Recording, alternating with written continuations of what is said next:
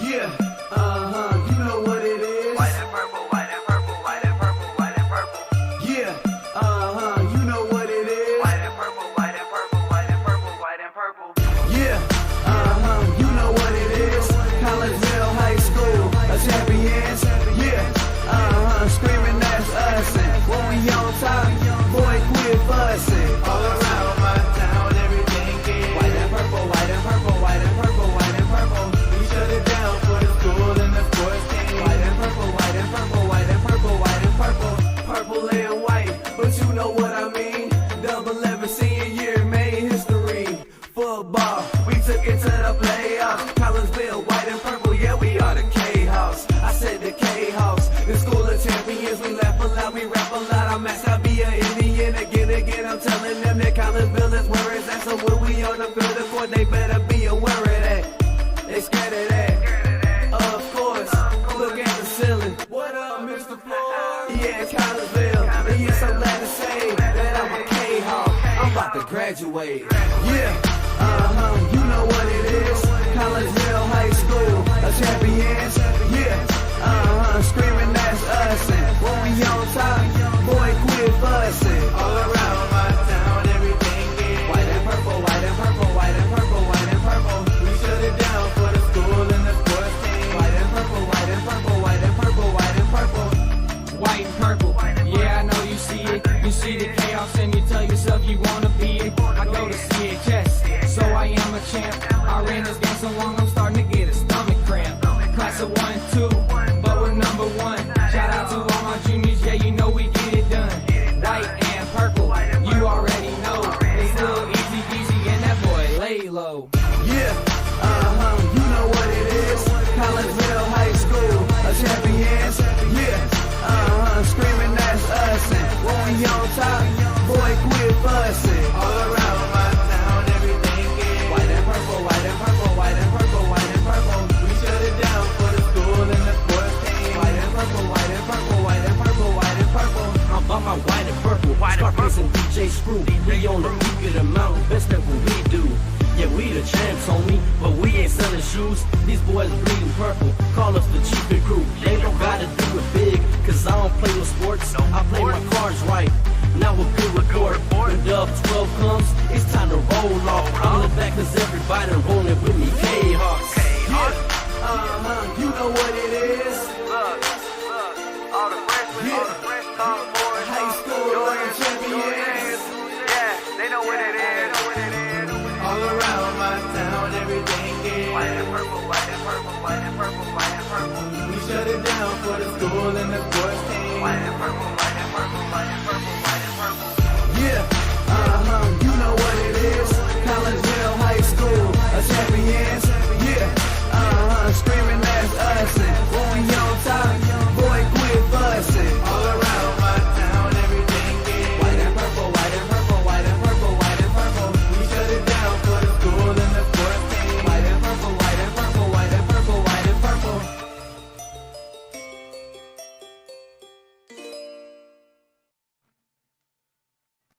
And very good evening, everyone. Welcome to Kahok Stadium here on the campus of Collegeville High School. I am Todd Duke. Glad that you're with us here on another Friday evening, week number 8 of the high school football season, as your Collegeville Kahawks host the Champaign Centennial High School Chargers. And again, my name is Todd Duke. Welcome into the pregame show, brought to you tonight by Chiropractic Works in Collegeville, owned and operated by Dr. Chris McCluskey, who will be joining us here in just a little while on the other microphone. He and his crew are focused on helping as many people as possible live high-quality lives all through chiropractic care and wellness. You can visit Dr. McCluskey at Chiropractic Works in Collegeville, located at 410 Regency Center. That's just off of the Beltline Road in Collegeville. Give them a call at 618-343-3602 or online, chiropracticworkscollegeville.com. Well, the Kahawks come into this contest tonight with an overall record of 6-1 under their second-year head coach Colton Rhodes, who brings with him a record of 14-3 in his 1+ years. Centennial, they are coached by Kyle Jackson. He is in his 4th year, and he has his team right now undefeated at 7-0, and Mr. Jackson, Coach Jackson, is coming into this game with an overall mark of 14-15 in his 3+ years. Kahawks, they are enjoying a 6-game winning streak of their own. After that Week 1 loss to Belleville East, Collinsville returns home following 2 road wins over Granite City, and the latest win, a 34-7 win at Mount Zion last week. Kahawks piled up 429 yards of offense, 305 of that came in the rushing department, led by senior Jerry Richardson's 210 yards rushing. Add the 92 yards in receiving, and Mr. Richardson's amassed 302 yards of offense in that game for Collinsville's 429. Defense, well, they have given up just 10 points in their last 3 games. They held the Braves to that running attack of negative 17 yards for the game. So kudos to the run defense there for Collinsville. For Centennial, 2 of the Chargers' last 3 games were the closest games score-wise for them this year. Last week they beat Peoria Notre Dame 28-20, and in week number 5 the Chargers beat Danville just 7-0. Last week, Centennial Chargers trailed Peoria Notre Dame 20-7 at halftime. Running back Brandon Harvey ended up with 215 yards rushing in that game and 3 touchdowns. First time since 1998 that Centennial has started a year 7-0. That year, they went 12-1, and the only loss they had all year long was in the state semifinals, 42-14 to Chicago Mount Carmel High School. They were, by the way, Mount Carmel eventual state champions. They won 28-3 in a game over Providence Catholic of New Lenox, Illinois. That other game I told you about, week number 5, Chargers got a first quarter touchdown, and then their defense put up a brick wall and pitched a shutout the rest of the way in that 7-0 win against Danville. Had a chance just a little while ago to catch up with Collinsville's head coach Colton Rhodes. We talked about last week's game, of course, and look ahead to this matchup here versus the Chargers. So we'll pass that conversation on to you next as the Chiropractic Works pregame show continues here on the Kahok Sports Network. The Ortho Gold TRT tissue regeneration machine is revolutionary new technology. It's known as a shockwave machine. In the hospital setting, it's lithotripsy. The machine looks sort of like an ultrasound head, but it's much different technology. It drives sound waves into tissue at 3,500 miles an hour. It's a 3 to 5 minute non-invasive treatment. This is revolutionary technology. It's great for acute, which means, injured tissue. New injuries per se, also chronic conditions. We have many people who have canceled knee replacements and shoulder replacements and treated lots of plantar fasciitis, foot, ankle problems. Overall, the Ortho Gold TRT soft wave machine is revolutionary technology. We've been very excited to bring it to our practice, and we've already helped a tremendous amount of people with it, and we're looking forward to helping a lot more.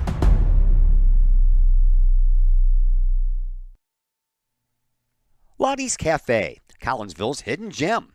Lottie's Cafe offers food, cocktails, and gaming in a great atmosphere highlighted by fast and friendly service. Lottie's Cafe also offers a unique menu that features soups and salads, sandwiches and paninis, pizza and flatbreads, appetizers and desserts, as well as breakfast. That's right, we said breakfast. Unique breakfast items such as a breakfast stromboli, a breakfast BLT, and breakfast burritos. Lottie's also offers creative cocktails, a wine bar, the coldest beer around, and a video gaming area for those 21 and older. And don't forget the Lottie's Cafe gift certificates. Lottie's Cafe, Collinsville's hidden gem. Check them out online at lottiescafe.com, on Facebook, or in person in the Strip next to the Walmart Neighborhood Market. Or call Lottie's Cafe at 618-223-8256. Lottie's Cafe, Collinsville's hidden gem.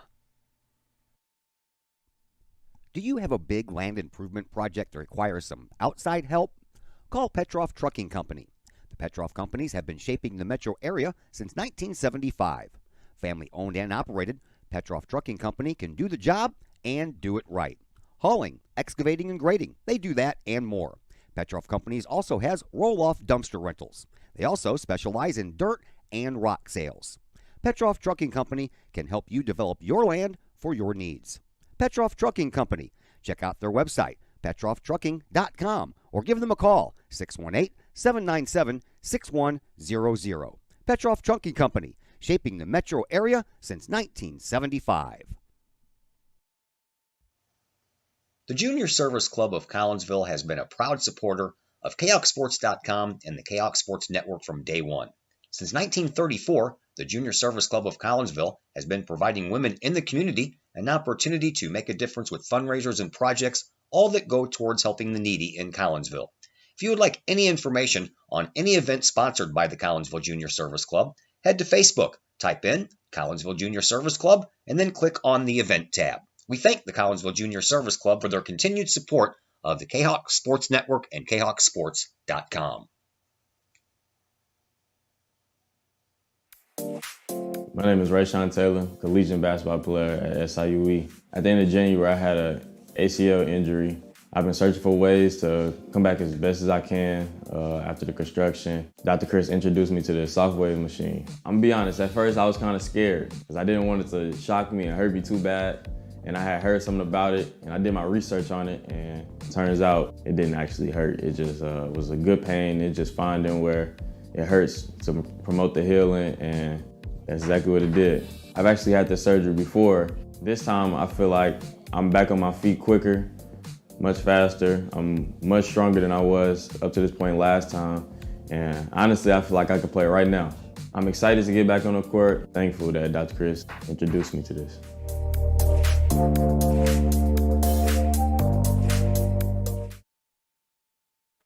And we welcome you back into the Chiropractic Works pregame show here on the Kahok Sports Network. We're in the middle of October, and we're at home on the football turf once again. It is the final regular season home game for your Kahok football team as they take on Centennial High School out of Champaign, Illinois. And joining us now is Collinsville's head coach Colton Rhodes. Well, I mentioned we're in the middle of October. That's a spooky month, so we're going to start with a little non-football question right now, kind of, sort of. Got any superstitions? You a superstitious kind of guy? You got any game time routines that you just won't get rid of? For me, not so much. There's a couple of coaches on the staff that during our pregame meal, they have to sit in the exact same spot, especially if we're on a winning streak. So if they're sitting in the wrong spot, they'll get up and switch. But for me, I'm pretty easygoing. I don't pay any attention to that. And if they want me to sit in a certain spot, though, I'll oblige. Cross says he goes to Qdoba every pregame, right? Oh yeah, he had that today, so he made sure he got that. All right, let's talk a little football here, man. How does it feel to clinch a playoff spot back-to-back years?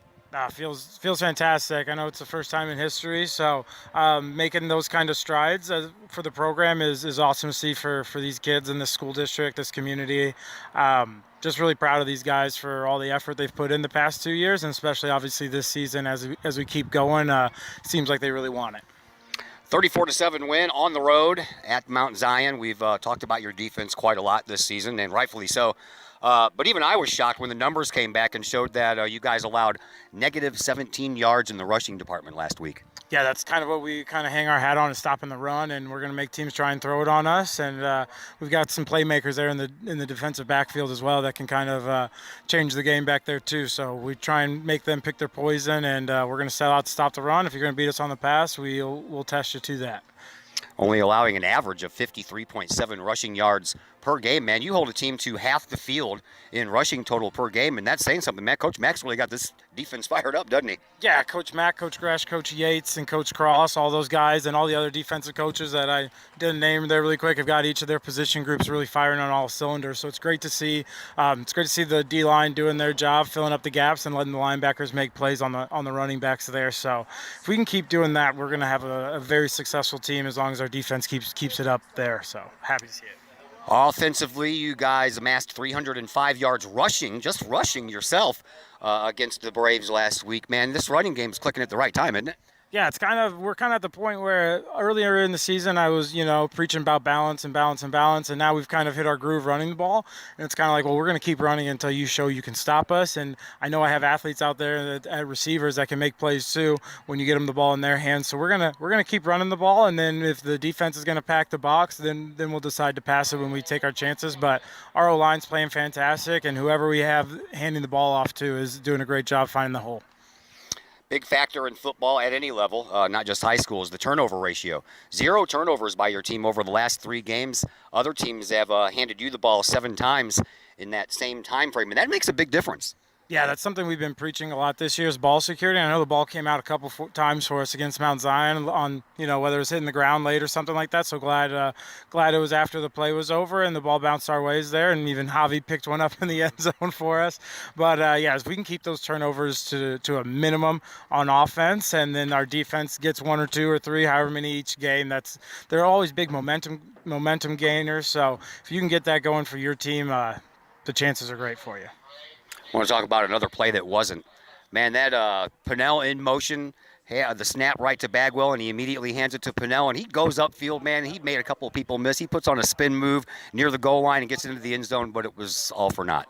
Yeah, that was a great play by Darren. A great job blocking by everybody. It got called back for a hold right after they missed the punter's knee on the ground, right back-to-back plays. So that was a little tough sequence for us. But, man, Darren just made a great play, making guys miss all the way down the field, zigging, zagging everywhere. And crazy thing about it is, we've practiced plays similar to that, but we've never practiced out of that formation. We're just like, I think this is going to work in this formation. So we ended up calling it, and sure enough, it did work. It just got called back for a ticky-tack hold there.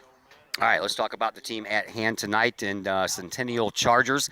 They come in undefeated. I know you've watched game film. I haven't seen anything, so you tell us what you know about the Chargers. So defensively, they're going to give you about a 3-4 look on defense most of the time, if not all of the time. 3-4 look, probably cover 4 most of the time in the backfield, and they don't blitz a whole lot. They trust their 3 down guys to be able to make plays if you're going to throw the ball. And then offensively, they kind of got like a spread attack, but they like to pound the rock also. They are a big-time running team. Their running back's pretty good. Good size to him. He's probably 6 foot, a little over 200, I'd guess, by looking at him on film. And not the fastest guy in the world, but he's big, he's strong, he's shifty, and he'll make guys look silly if you get him a chance. You're going to have to gang tackle him. Special teams-wise, their running back's also the punter, so we're going to have to watch out for fakes there tonight. And then their kickoff team likes to squid kick it and do some crazy things with the ball on their kickoff team. So hopefully our kick return team's ready to pick up the ball off the ground, because I don't think they're going to kick it deep very much to us. All right, now let's talk about the team you do know, your team. What do you want to see out of your guys tonight? Same as the past 3 weeks. If we can just replicate that, I'll find the success. But no, if we can do those things that we think are going to help us win, which is running the ball right now. If we can run the ball, if we can stop the run, and we can win the turnover battle, I think we're gonna have great success tonight, especially with the kind of guys we have on this team. All right, we all look good wearing pink, man. Good luck tonight. Thank you. That is Colton Rhodes, your Collinsville Kahok football head coach. We'll take a break here on the Chiropractic Works pregame show. When we come back, we'll set the starters for you and more names and more numbers. All that and more coming up on the Kahok Sports Network. My name is Rayshawn Taylor, collegiate basketball player at SIUE. At the end of January, I had an ACL injury. I've been searching for ways to come back as best as I can after the construction. Dr. Chris introduced me to the Shockwave machine. I'm gonna be honest, at first I was kind of scared because I didn't want it to shock me and hurt me too bad. And I had heard something about it, and I did my research on it, and it turns out it didn't actually hurt. It just was a good pain. It just finding where it hurts to promote the healing, and that's exactly what it did. I've actually had this surgery before. This time I feel like I'm back on my feet quicker, much faster. I'm much stronger than I was up to this point last time. And honestly, I feel like I could play right now. I'm excited to get back on the court. Thankful that Dr. Chris introduced me to this.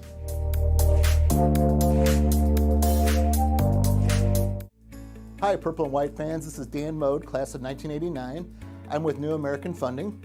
Myself and New American Funding are proud sponsors of Kahok Athletics. As we have great coaches at CHS on all the courts, fields, and tracks, we like to coach you through the home buying process and refinance process. If there's ever anything we can do, I can be reached at 618-973-5343 or www.danmodeloans.com. Let's support our student athletes at CHS. They deserve the best.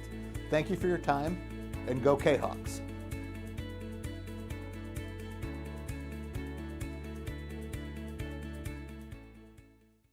All Pro Tees in Caseyville is your place for custom apparel and has been for over 20 years now. Why? All Pro Tees can handle any size project, big or small, and they specialize in large group orders. At All Pro Tees, quality is number one on their list of priorities, as is evident by their excellent customer service. Did we mention All Pro Tees has over 20 years of experience? They can even help with fundraisers and event merchandising for your group. So for all of your apparel needs, for civic groups, sports teams, business outings, or even a family reunion, Your apparel needs stop at All Pro Tees. All Pro Tees in Caseyville, right across the street from Kahok Stadium. Online at allprotees.com or on Facebook at All Pro Tees. Or call All Pro Tees at 344-2200. Your home is where you feel happy, safe, and secure. So if you see signs of foundation problems like cracks or uneven floors, worrying is natural, and getting it fixed is crucial. Woods Basement Systems understands. We've been solving foundation worries since 1986. Woods experts have the training and equipment to make permanent repairs. So stop worrying, because with Woods, it's fixed forever. Foundation problems don't get better with time, they get better with Woods, the all things basement-y experts. Call or go to woodsbasementsystems.com today. The Ortho Gold TRT tissue regeneration machine is revolutionary new technology. It's known as a shockwave machine. In the hospital setting, it's lithotripsy. The machine looks sort of like an ultrasound head, but it's much different technology. It drives sound waves into tissue at 3,500 miles an hour. It's a 3 to 5 minute non-invasive treatment. This is revolutionary technology. It's great for acute, which means, injured tissue. New injuries per se, also chronic conditions. We have many people who have canceled knee replacements and shoulder replacements and treated lots of plantar fasciitis, foot, ankle problems. Overall, the Ortho Gold TRT soft wave machine is revolutionary technology. We've been very excited to bring it to our practice, and we've already helped a tremendous amount of people with it, and we're looking forward to helping a lot more.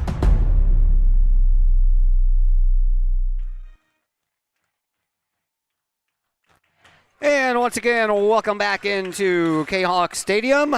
Glad that you're with us here for week number 8 of the high school football season as your Collinsville Kahawks get ready to take on the Chargers of Centennial High School. Out of Champaign, my name is Todd Duke. On the other microphone, Dr. Chris McCluskey. How are you, sir? Great, Todd. Thanks for having me back in the booth tonight. A lot of excitement leading up to this matchup between our 6-1 Kahawks and the 7-0 Chargers, so glad to be back with you. Looking forward to this game. I was looking forward to it when the schedule came out, but once the season started panning out the way it has, and you got a 6-1 team versus a 7-0 team, man, that's good stuff. It is good stuff. Perfect weather. I mean, this is great football weather. Field looks great. Band just did an outstanding performance. A little pink out night there to support breast cancer, and one of our close Kahawk family members started some treatment today, and so we want to send a well wish out to she and her family for a successful battle. All right, we are just about ready to go. Centennial, they won the coin toss, and they deferred, so Collinsville will be getting the ball first. And on offense, you will find quarterback Ethan Bagwell, the 6'2", 225-pound junior. Most of the time, if he's not running the ball, he'll be handing the ball off to senior, 5'9", 180-pound Jerry Richardson. Your wide receivers, Colby Anderson, last year's quarterback. He's a senior, 5'9", 180. Kylan Jordan, a sophomore at 5'11", 175. Darren Pinnell, the 6', 180-pound junior, who from this point out, I'm just going to call him DP5.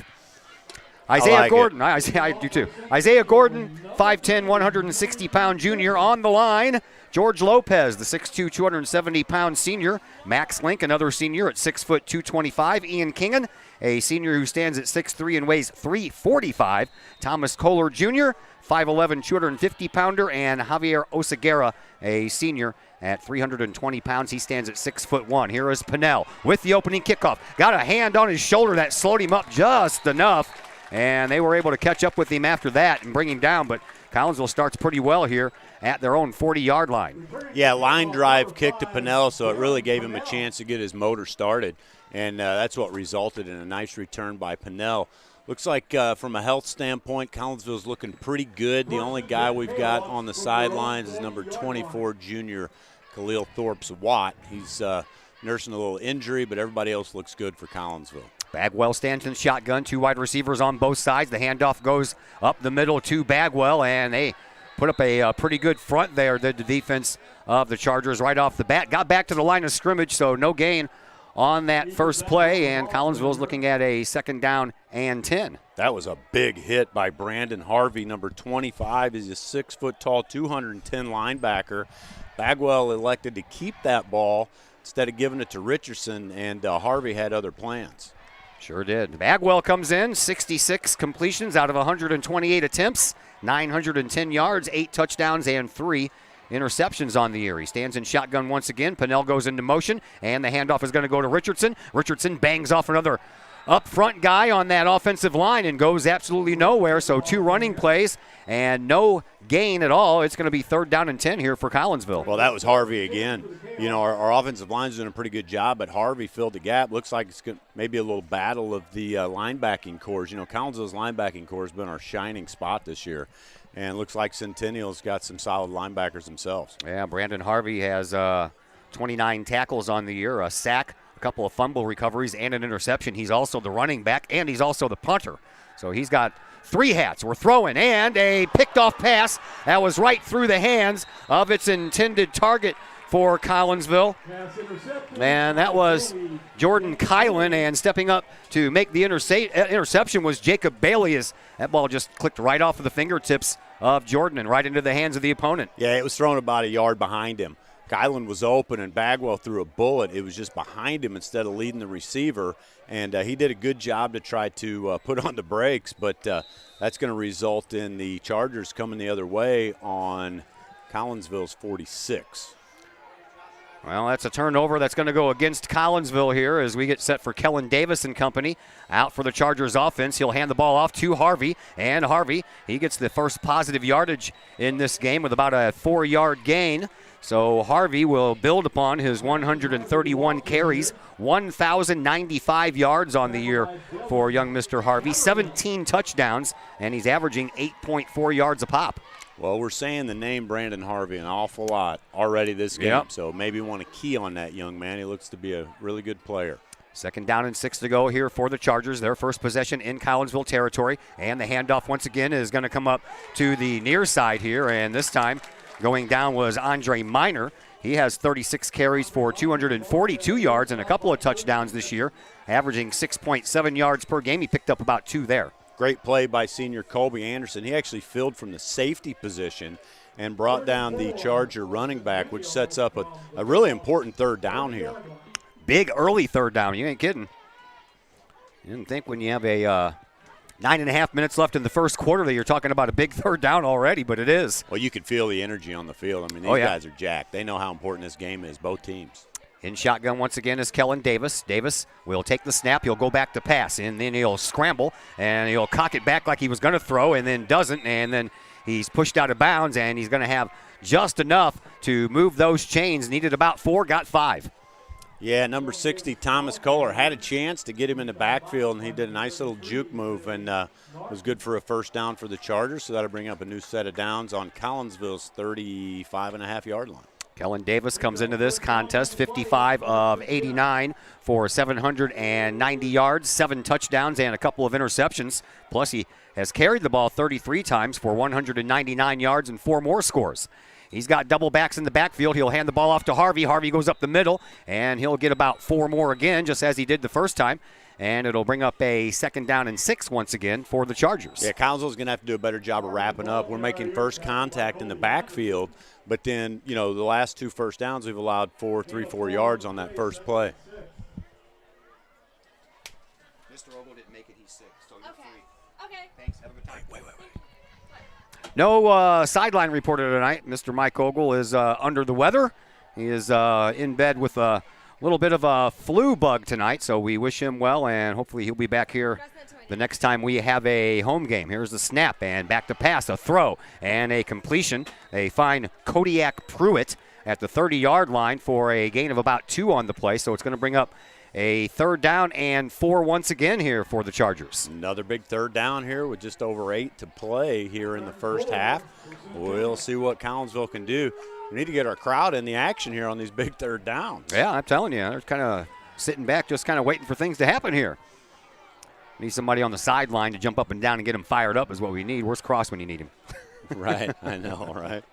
3rd down and 4 for the Chargers. Their primary colors, Columbia blue, which is kind of like the Belleville East colors, and then midnight blue, which is what they're featuring here tonight, and white. Man goes into motion. Single eye formation as Davis awaits the snap. There it is. The handoff goes to Harvey. He's up the middle, and he's gone. That's going to be a 25-yard touchdown. There's the flag. And there is a flag on the play. We'll have to wait and see what it is. It was not in the usual area for offensive holding. It came in the secondary. So we will have to see what happens here. Hopefully a block in the back, maybe?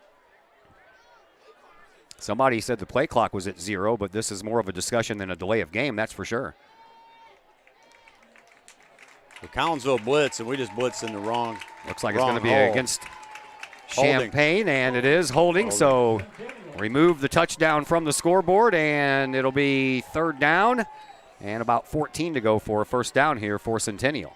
Boy, does Collinsville need to capitalize on this. That was a gift because I'm not sure that the hold was responsible for him breaking loose. I think we blitzed in the wrong hole.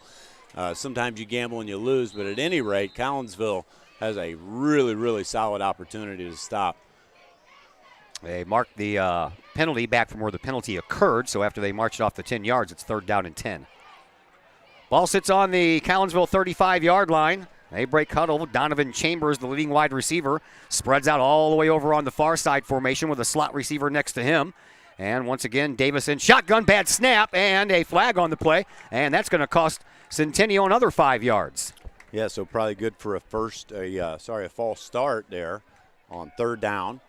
And that's going to back Centennial up even more.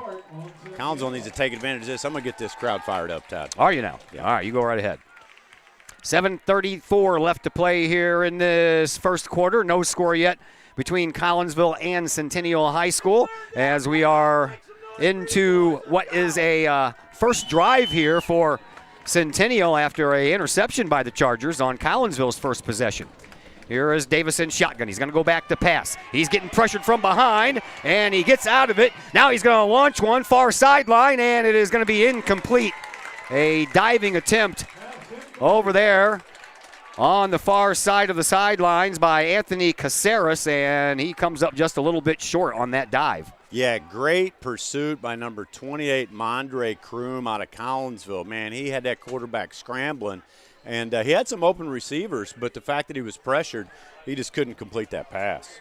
So it's going to be 4th down and 15 here for Centennial, and their running back, Brandon Harvey, is also their punter. As you might have heard Coach Rhodes mention in the pregame show, you got to watch for a fake here when you got your running back as your punter. Man, look at this number 51, Jeremiah Young, 6'6", 295.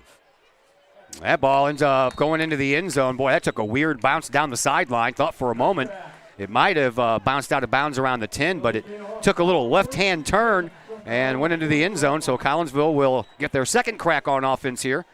At their own 20-yard line, they dodged a bullet there after throwing that interception. Yeah, Collinsville is going to have to find a way to seal the linebackers. The linebackers were the difference makers on that first series against Collinsville. They really stepped up, so you know that the Collinsville coaching staff's trying to find a way to deal with those fellas on this series. Collinsville comes in averaging 35.1 points scored per game, while Centennial comes in with 41.4. As Collinsville looks to get this offense going. 4 wide receivers, 2 on either side. Handoff is going to go to Richardson. Richardson's going to get caught from behind, and he is going to get taken down on a big play by Jameer Hall. He was in on that, number 50. He's a big dude, too. 6'5", 265, Todd. Yeah, he is. These fellas got some size on their side of the ball, don't they? We were boasting about the rushing over the last couple of games. 305 yards rushing last week against Mount Zion, but right now Collinsville can't get the rushing game going right now. No gain on the play, so we've handed the ball off about 4 times and have gotten 0 yards. 2nd down and 10 from the 20. Or the 15, excuse me. Hey, snap. That's a nice job by Bagwell to hold that snap because that was going a little bit wide. He throws downfield, and he overthrows Colby Anderson. Colby Anderson was wide open, and Bagwell just overthrows him. And I like when we roll Bagwell out of the pocket. He typically throws pretty well on the run, and he just simply missed Anderson on that ball. I was looking at the chain gang over there on the far side, and they had the down marker right next to the original line of scrimmage, and then during the play they moved it back, so it's 3rd and 15. Yeah, so there was a 5-yard loss like on the play. Yeah, right? That's what I thought, but I was kind of confused by where the down marker was being placed. Well, now's where you got to be real careful not to turn the ball over. Bagwell has a good leg. He can punt the ball well, so you either want a completion or an incomplete. We do not need another interception here. Empty backfield. 3 wide receivers this side, 2 on the other side. Quick throw for Collinsville, and again, Bagwell has just been off the mark. That's incomplete, and it's going to bring up 4th down. Yeah, Bagwell floated the ball out of bounds, and that's going to be good for Collinsville's punt team to come on the field. That it will, and that'll be handled by Bagwell as Cal Myers, the return man for Centennial, will stand back at his own 45-yard line. Bagwell will be standing on the goal line when he lets this one go. Here's the snap. Punt high and not too deep, but it's going to take a Collinsville bounce. Kahawks are going to let it roll into Charger territory, and that's pretty much where they're going to down it, right where the return man Cal Myers was standing at the 44-yard line. So second possession for Centennial will begin there. Collinsville has had 2 possessions and have got nothing to show for it. Yeah, Collinsville's offense, I mean, we're going to have to throw the ball, it looks like, against the Centennial squad. So, you know, hopefully Bagwell will just settle in and start hitting his marks, and we can get some positive yardage. If you start throwing the ball well, the linebackers aren't going to be so eager, and then that opens up the run game. Collinsville's defense only have allowed 58 points on the year. That's 8.3 points per game. That is awesome. The Chargers have allowed 116 on the year, and that's about 16.6 per game, so Collinsville kind of doubles them up on defense there. Here's the snap. Handoff is going to go to Harvey, and he'll try the left tackle side of things, and once again, he'll pick up 4 yards. Seems like every time he's touched the ball, he's gained 4 yards. Yeah, our line's doing a good job of standing their old line up, but our linebackers are just not filling tonight like they have been in the past, so hopefully we'll figure that out. 2nd down and 6, ball on the Collinsville 48-yard line as we have 5:45 left to play here in this opening quarter. Donovan Chambers once again, the wide out over on the far side. Jacob Bailey over here on this side. Single I formation, man comes into motion. Here's the snap. Handoff is going to go to Harvey. Once again, he tries the left side. This time, he runs into Devin Habermill, and Habermill says, not today. I'll give you a yard, but after that, you're not getting any farther. Yeah, the big sophomore Devin Habermill, you run into him, you're not going to go anywhere. I can promise you that. Yeah, especially if you run right into his outstretched arms. No, He just grabbed right a hold of him and took him down. He is a large man, and he's very strong. 3rd down and 5 after the 1-yard pickup there by Harvey.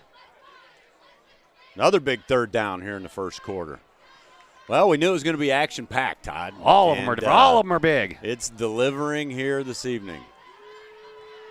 Once again, Davis is in shotgun. He has Harvey over his left shoulder. Confusion in the Collinsville secondary. Man goes into motion. They call him P.I., and P.I. is going to get the catch, and he is going to be tackled well short of the 1st down. He goes down on the Kahawks' 49-yard line. That's going to bring up a 4th down and 3 here for the Chargers. That was the artist formerly known as Isaiah. Yes. Zay Norton. Yep. Big play by the junior number 33, Zay Norton, and his grandfather and grandmother, Marty and Tammy Norton, are tuning in tonight, so appreciate you guys tuning in and supporting our Kahawks. So apparently is Ed McDonald from Michigan watching us tonight. Thanks a lot there, Mr. McDonald. As a snap was bounced, but Harvey gets the ball off. It's a spinner, and it's going to take a Chargers roll, and it's going to be down around the 12-yard line. And Collinsville will start 1st and 10 from their own 12.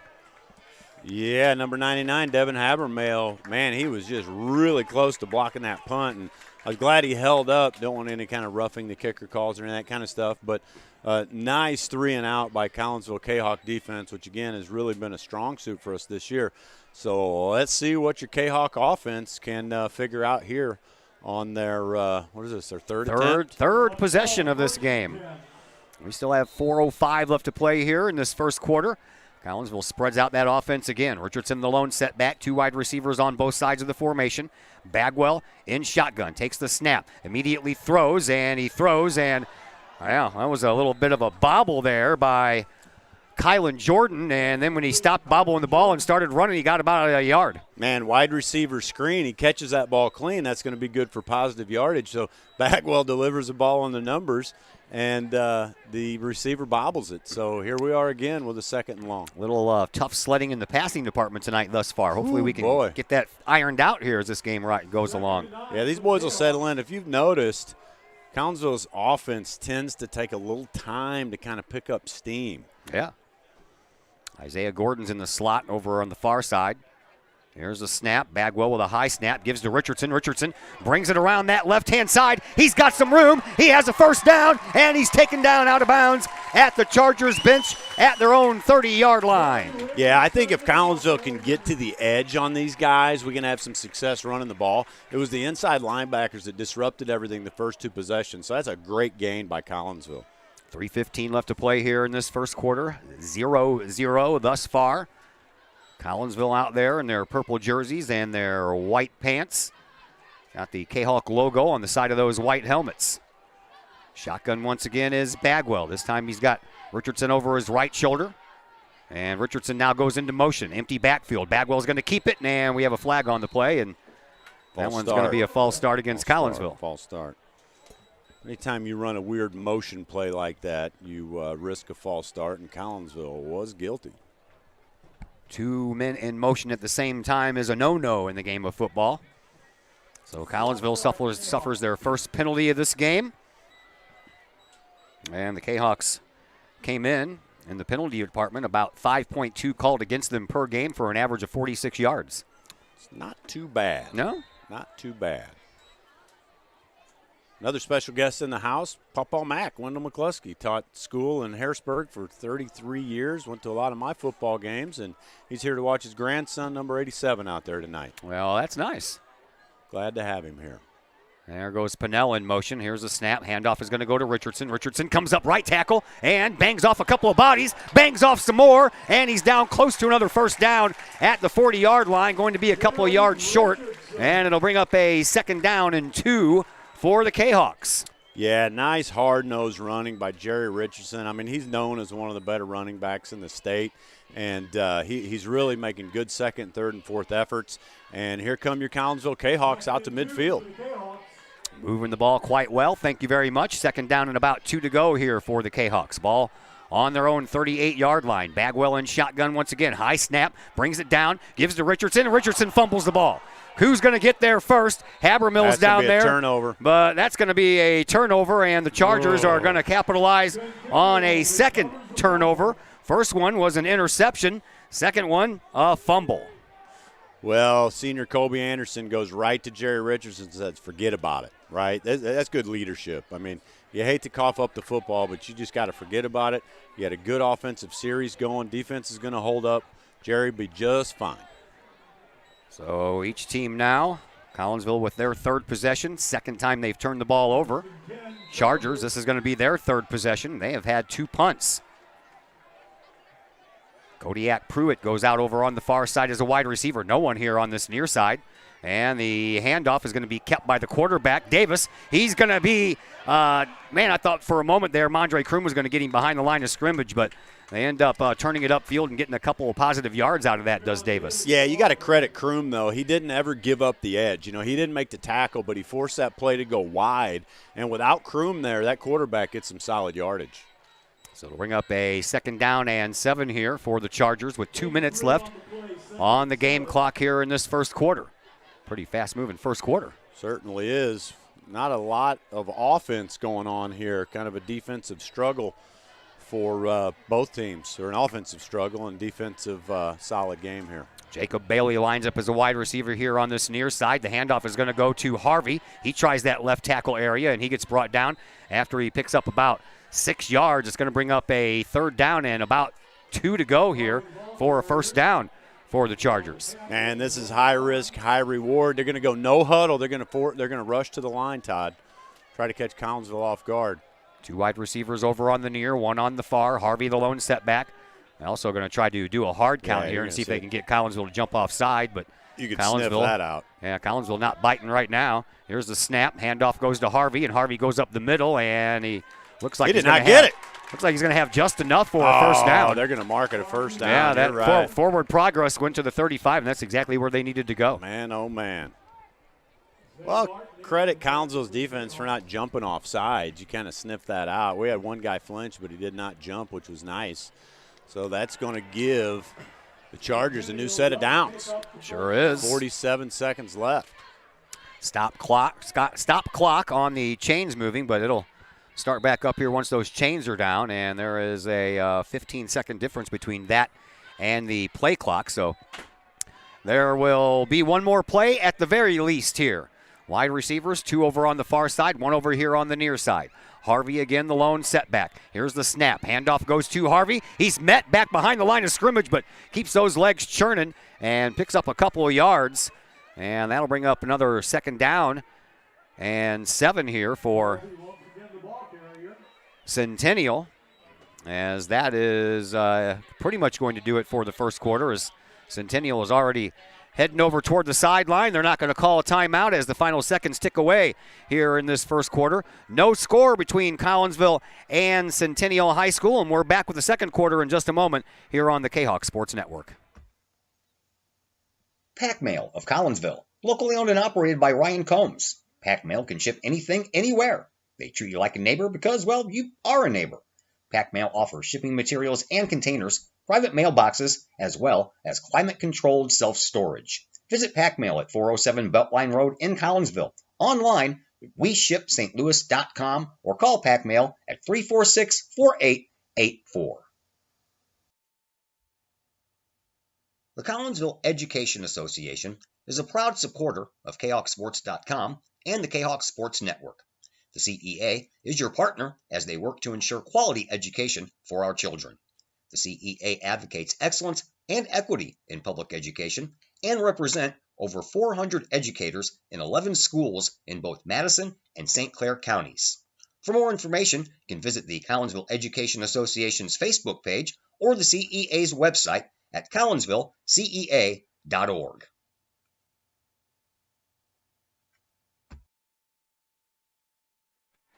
Back here at Collinsville High School, my name is Todd Duke. Glad that you're with us. 6-1 Collinsville Cahoks versus the 7-0 Centennial Chargers. No score after 1 quarter of play. Todd Duke is my name. Told you that. Dr. Chris McCleskey on the other microphone. Got Glenn Woodcock working the camera here for us tonight. Andy Sullins, our statistician, is hard at work, and we'll put Mr. Kettler to work here soon as he'll give us some halftime scores for our Woods Basement Systems halftime show. 2nd down and 7 to go here for Centennial as they have the ball on Collinsville's 32-yard line.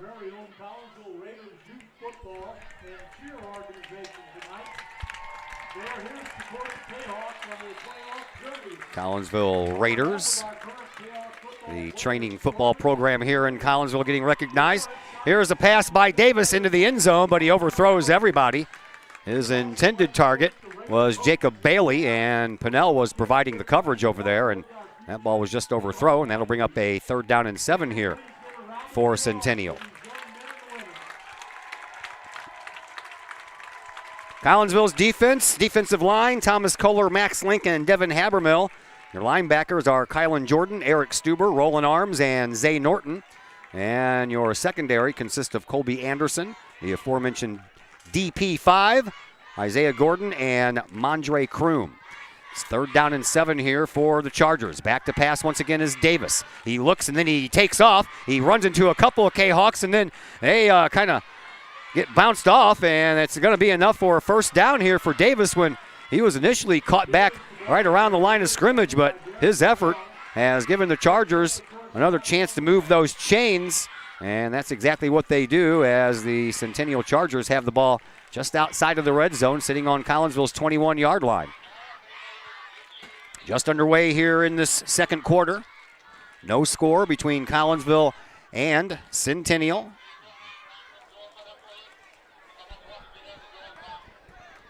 As they break huddle, Davis brings up his team to the 21-yard line. Here's the snap, and the handoff goes to Harvey. Harvey does a little juke move over around the left guard area and picks up about 4 on the play, so it's going to bring up a 2nd down and 6. Yeah, number 4, Thomas Hare, was in the backfield, but he missed the tackle, so it's going to be good for a positive gain for the Chargers. 1 minute gone here in this second quarter. No score as of yet between Collinsville and Centennial. Wide receivers, 1 on each side of this formation, split backs. 1 actually behind the quarterback, the other over the left-hand shoulder of Davis. Here's the snap. Handoff goes to Harvey. Harvey gets tripped up at the line of scrimmage, but he'll fall forward and get back to the line of scrimmage. So that'll bring up a 3rd down and 6. Yeah, Collinsville's linebacking core did a great job of filling the right gaps on that play. And that's really what they're used to doing. They're not used to giving up those 3 and 4 yard plays. So big third down here. I'm not sure if Centennial. Did you see in the warm ups if they have a kicker? Oh yeah, they're a place kicker. Yeah. I did not see that during warm-ups. I watched Harvey punt the ball very well, I tell you that much. Be interesting to see if we stop them, if they choose to go for it or try to kick a field goal. 3rd down and 6, ball on Collinsville 17-yard line. Man goes into motion and then stops. Davis back to pass. He throws back behind the line of scrimmage to Harvey. Harvey does a stutter step. He's going to be stopped before he can get to the line to gain, and it looks like he's going to be about 2 yards short. They're going to go for it. I would assume. Be my guess. Yeah, I would assume Getting so too. that close to the 4th down, or the first down. So it's 4th down and 2.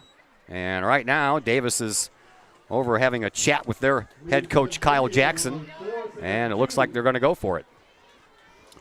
Well, big 4th down. Our crowd needs to be going bonkers right now. Yeah, it's I don't understand that myself. 9:20 left to play here in this first half, and we have no score, but the Chargers are knocking on the door as they have the ball at the Kahok 13-yard line.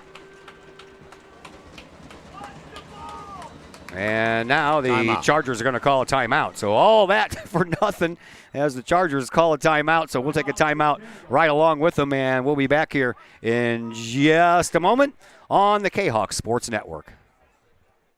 Brady Pest and Termite Management in Caseyville. Brady Pest and Termite Management is your local pest control source. The Midwest offers its fair share of pest problems, and Brady Pest and Termite Management is up to the challenge. Whether it's pesky rodents in the cold winter months or ants, spiders, and other pests in the warm months, Brady Pest and Termite is your solution. And termites? Brady Pest is tops in the Metro East in termite management. Do you have unwanted pests? Then call the best. Brady Pest and Termite Management in Caseyville. Call 343-1790 or on Facebook at Brady Pest and Termite.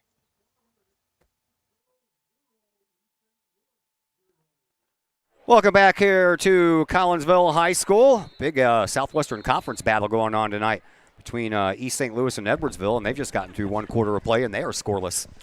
Pretty surprising. Yeah.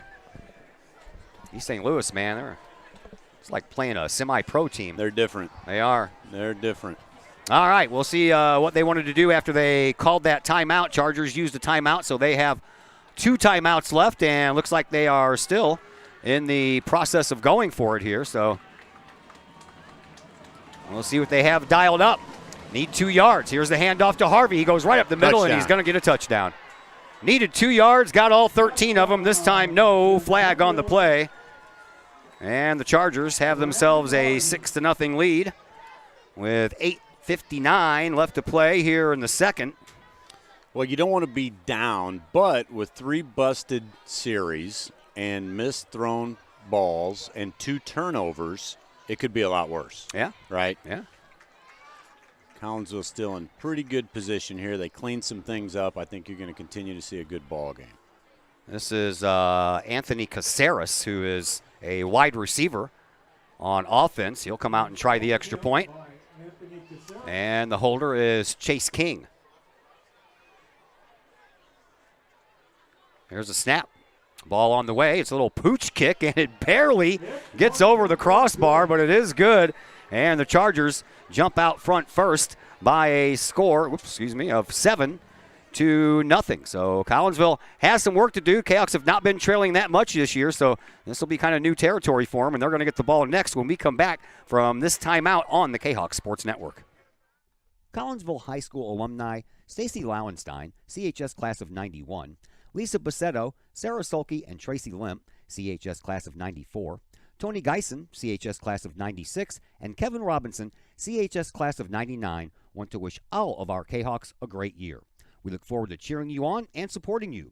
Work hard on the court and the field, as well as in the classroom. Remember, once a Kahawk, always a Kahawk. Hashtag Kahawk Family.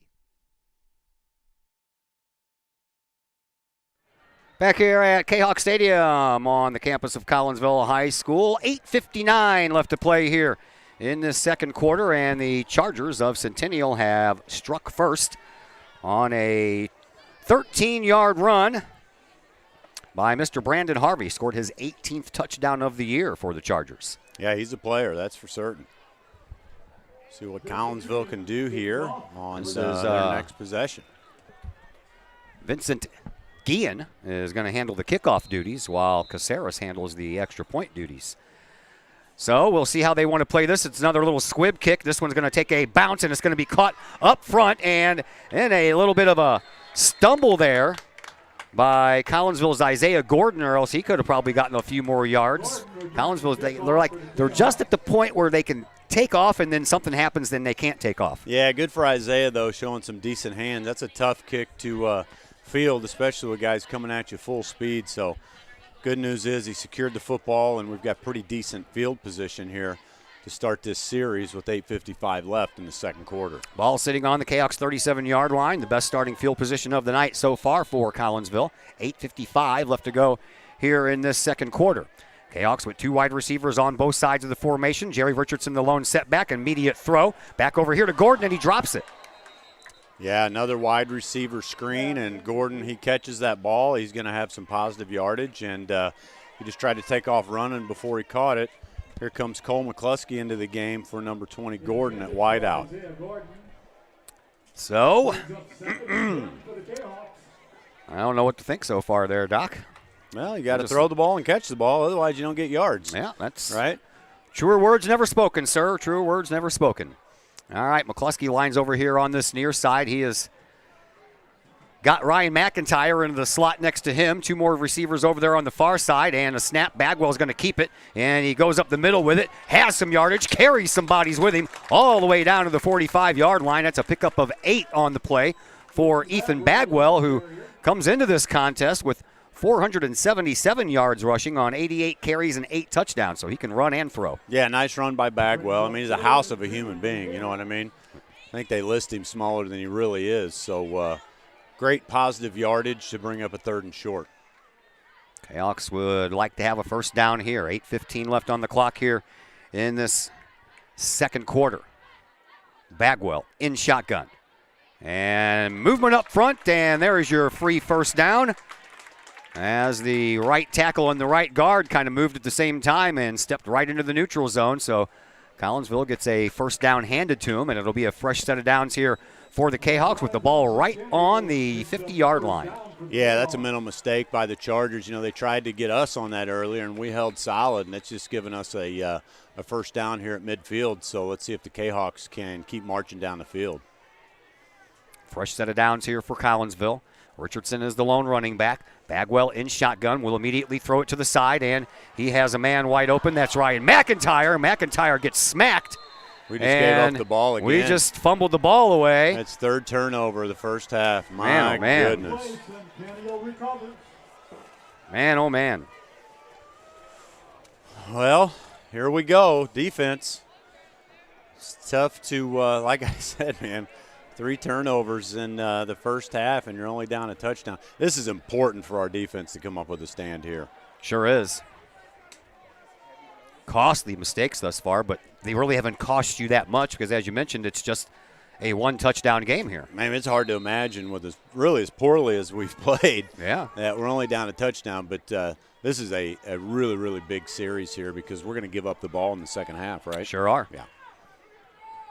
All right. Davis in shotgun once again. Has Harvey next to him, and a handoff goes to Harvey, and Harvey's going to get smothered in the backfield, and that's going to be a loss of 2 on the play. So a tackle for a loss will help out that defense feel a little bit better about themselves. That is a very good first start, or first down play.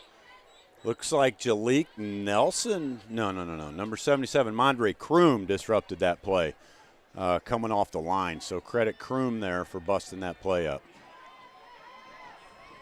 Kahawk Marching Band is here tonight, and they just had a busy day. They performed over in St. Louis in the Bands of America Super Regional, and then they come here for a little Friday night football. How about that? That's great. I heard there were like 70 bands at that competition. Yeah, I heard the same thing.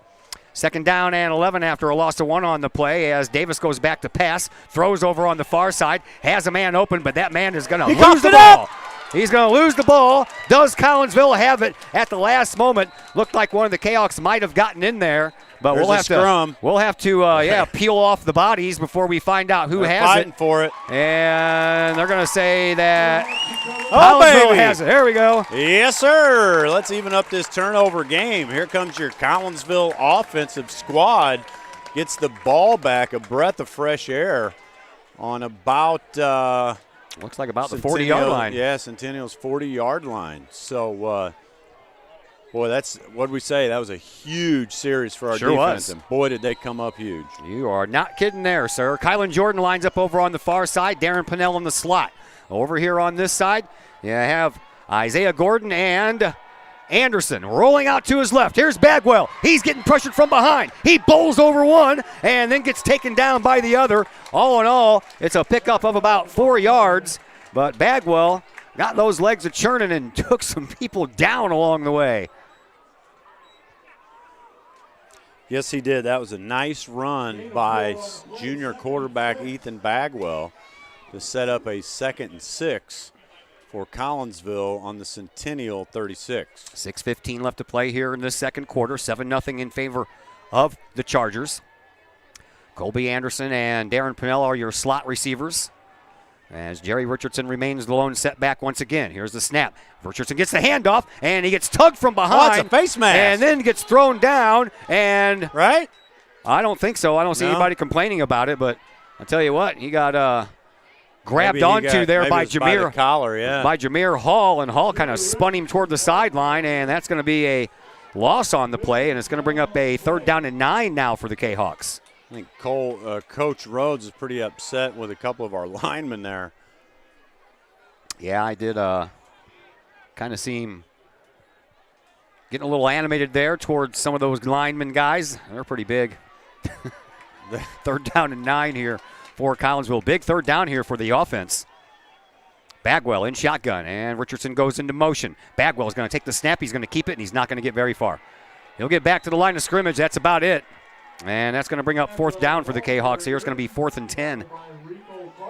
Yeah, Collinsville ran Richardson out of the backfield, I think thinking that he would take some linebackers with him, and they just didn't go. No. So when Bagwell kept the football, he ran into a host of defenders from Centennial. Credit them for a very disciplined play, and that will result in a Bagwell punt. Cal Myers stands back at around his own 7-yard line. Bagwell, he stands and catches the ball, and a flag on the play. And we might have a little movement up front before this play even gets going. Well, if it's a false start, it doesn't really hurt you because it gives you more room to punt the football. Bagwell has a great leg, so I'm not terribly upset with that. So that'll move everybody about 5 yards further, and that'll put young Mr. Cal Myers at around the 15-yard line. High snap. Bagwell gets it. Oh, that was almost blocked. Well, he skies that one. That one takes a nice Collinsville bounce. Goes out of bounds at around the 5-yard line. They'll mark him down at the 6. That was an excellent punt by Bagwell. Yeah, great punt. You could not have executed that anymore. And I don't know how he got that ball off. Neither do I. I mean, he was getting pressured big time, but credit him for getting that ball off. And that's huge. That punt gets blocked. Whole different ball game with 4.5 minutes left. Oh, yeah. So the Chargers will come out. They'll be standing in the shadows of their own goalposts with the ball on the 6.5-yard line. And if you're Collinsville's defense, this is where you need to make a big stand and get some good field position back. You got all 3 of your timeouts left. 4 minutes and 28 seconds left on the clock here in the second quarter. As Kellen Davis breaks huddle. He has Harvey standing right beside him. Now 2 men go into motion at the same time, and then they settle down.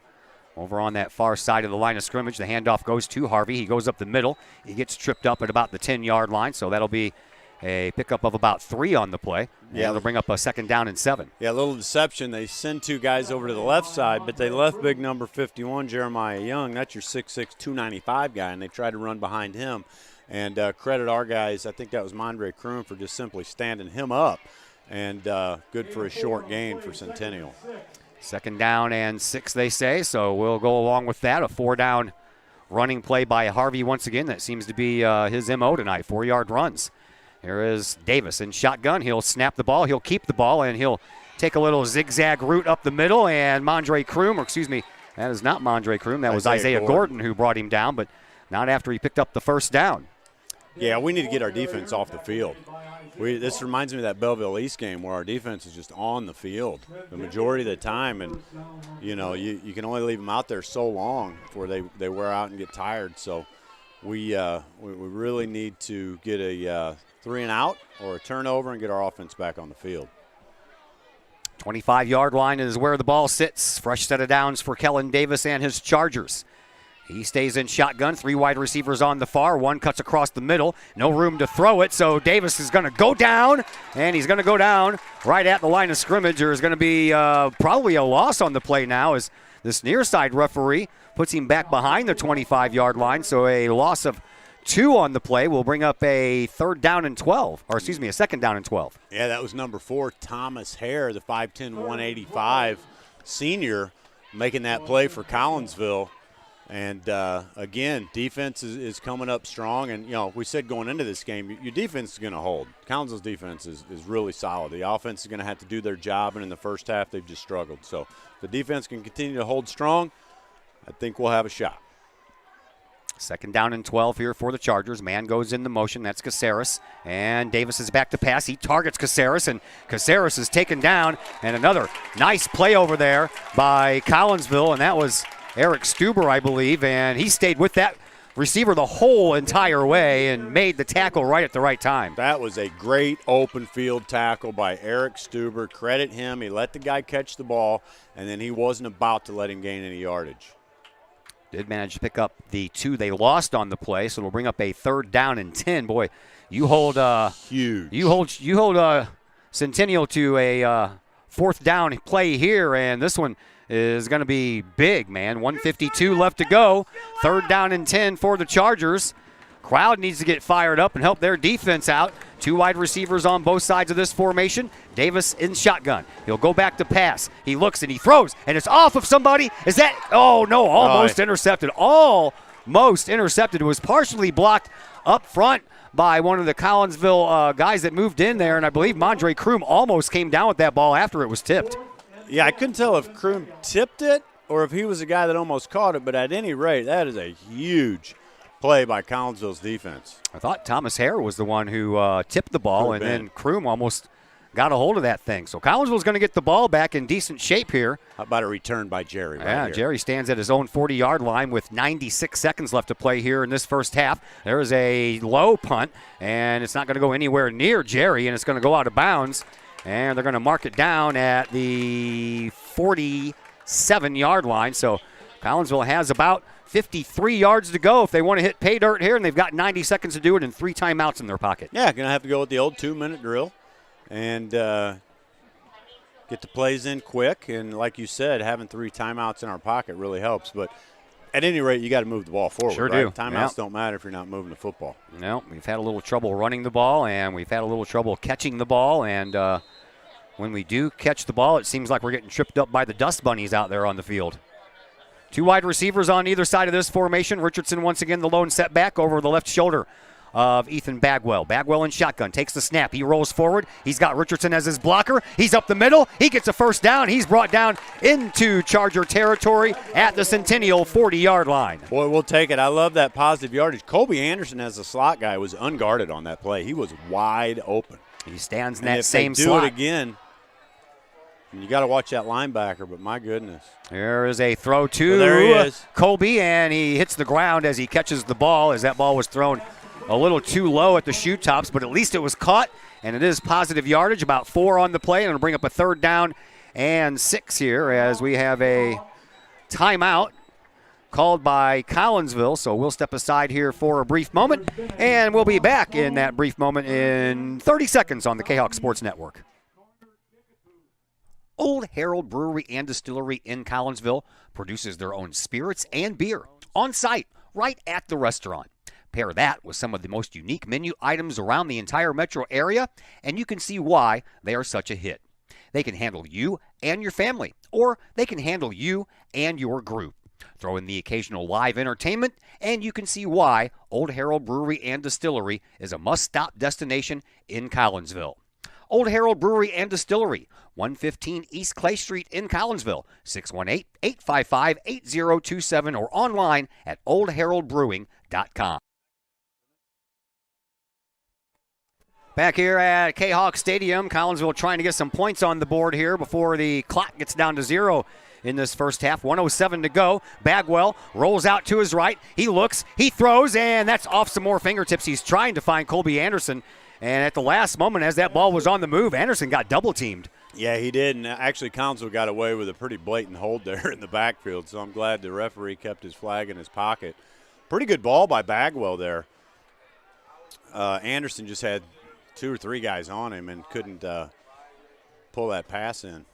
Incomplete pass stops the clock with 1:01 left to play here in this second half. It is 3rd down and 5 here for Collinsville. And here's the snap. Bagwell, he's going to throw on the money and over into the arms of Kylan Jordan. And Jordan, again, had to fall on the ground when he caught that ball. It's going to be a 4th down and 1 here for Collinsville. Yeah. Too far away for a Chai field goal, so the Cahoks are going for it in a no huddle. Under center is Bagwell. He'll move. That's a false start. Yep. One of our players jumped across the line before that ball was snapped, and that's going to cost Collinsville 5 yards. Colton Rhodes is very unhappy. Yeah, he tried to hurry up a play. You know, I know he doesn't want to burn a timeout there, but too much hurry out of the Collinsville offense. They just couldn't get it together. So now they're going to be faced with a 4th and 6. 4th down and 6, as Dr. McCluskey mentioned. Ball sitting on the opponent's 37-yard line. Collinsville needs to get up near the 30-yard line for a 1st down. They have 28 seconds left. Clock continues to move. And Collinsville just breaks huddle, gets up to the line of scrimmage as time continues to wind down. High snap. Bagwell passes, throws, and again, a bobbled ball by Isaiah Gordon, and that'll stop the clock with 16 seconds left, and the Chargers are going to get the ball back. I don't think they're going to do much with it. We'll see. They have 2 timeouts themselves, so they could, if they wanted to, try to get themselves into a field goal position. Yeah, you would think. Man, I tell you what, Darren Pinnell, Athlete of the Month this month. I'm not sure he's been targeted here tonight. Bagwell might want to try hooking up with Pinnell to see if he's throwing his hands up out there. Throw me the football, man. All right. Boy. Kellen Davis and company back out there. Looks like they are not set up in a time-kill formation, so they're going to go for something here. Here's the handoff. It goes to Harvey right up the middle, and Harvey gets taken out right off the bat, and that's going to be lucky to be a should do it. Gain of a yard, and doesn't appear that anyone's in favor of stopping the clock, so that is going to be it for the first half, and we will welcome you into the halftime show, brought to you by Woods Basement Systems in Collinsville. All things basementy. Woods Basement Systems have been doing their thing since 1986. Woods Basement Systems, give their main office a call there in Collinsville at 618-708-4055. We'll round up some halftime scores, and we'll bring those to you here as the Woods Basement Halftime Show is upon us here on the Kahok Sports Network.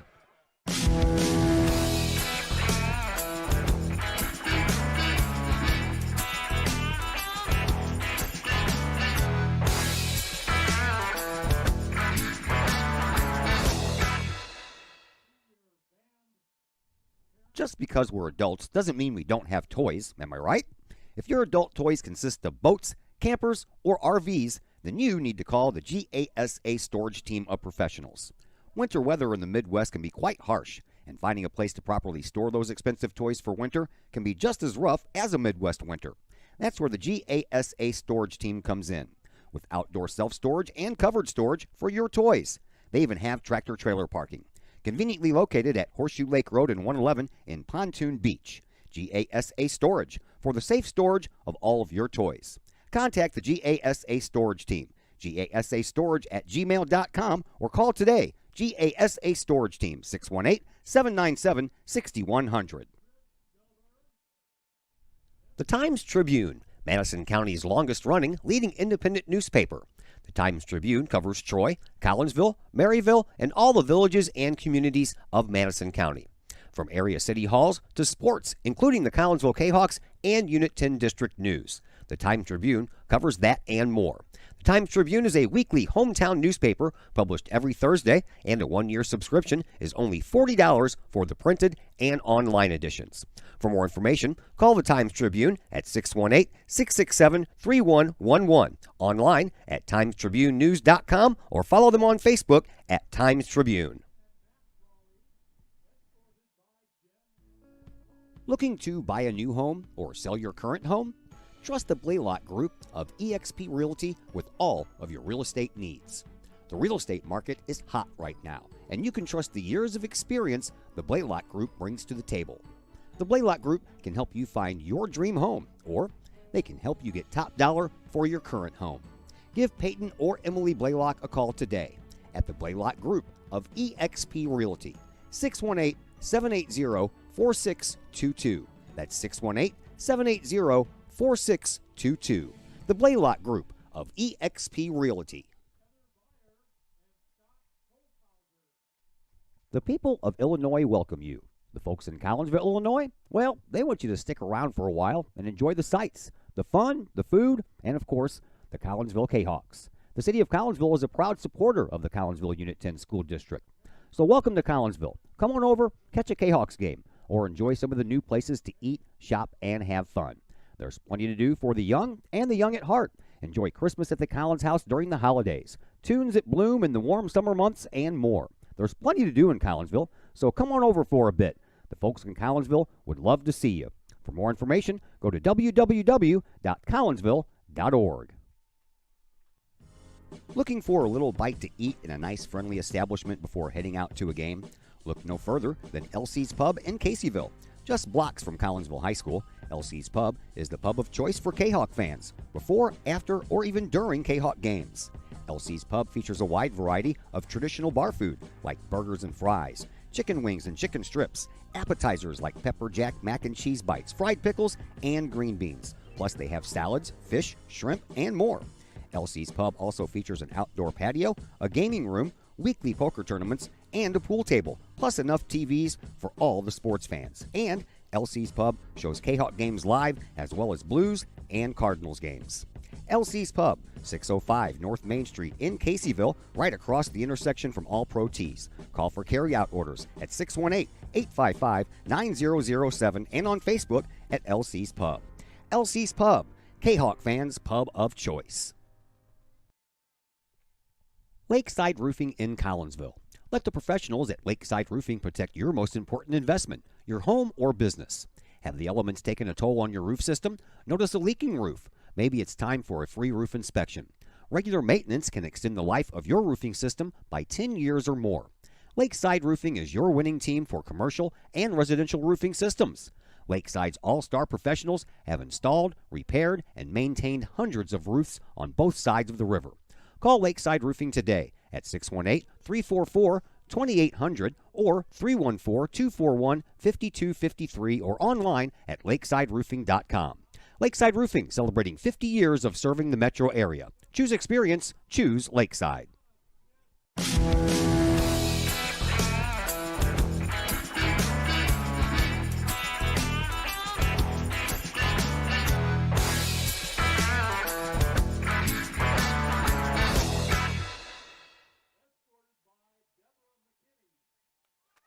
And we welcome you back into the Woods Basement Systems halftime show here on the Kahawk Sports Network, where Centennial High School out of Champaign, Illinois leads your Collinsville Kahawks. The Chargers do 7-0 after one half of play. Let's take a look at your first half stats. We'll begin with Centennial. Brandon Harvey is 13 carries for 45 yards and a touchdown. Andre Miner has 2 carries for 6 yards.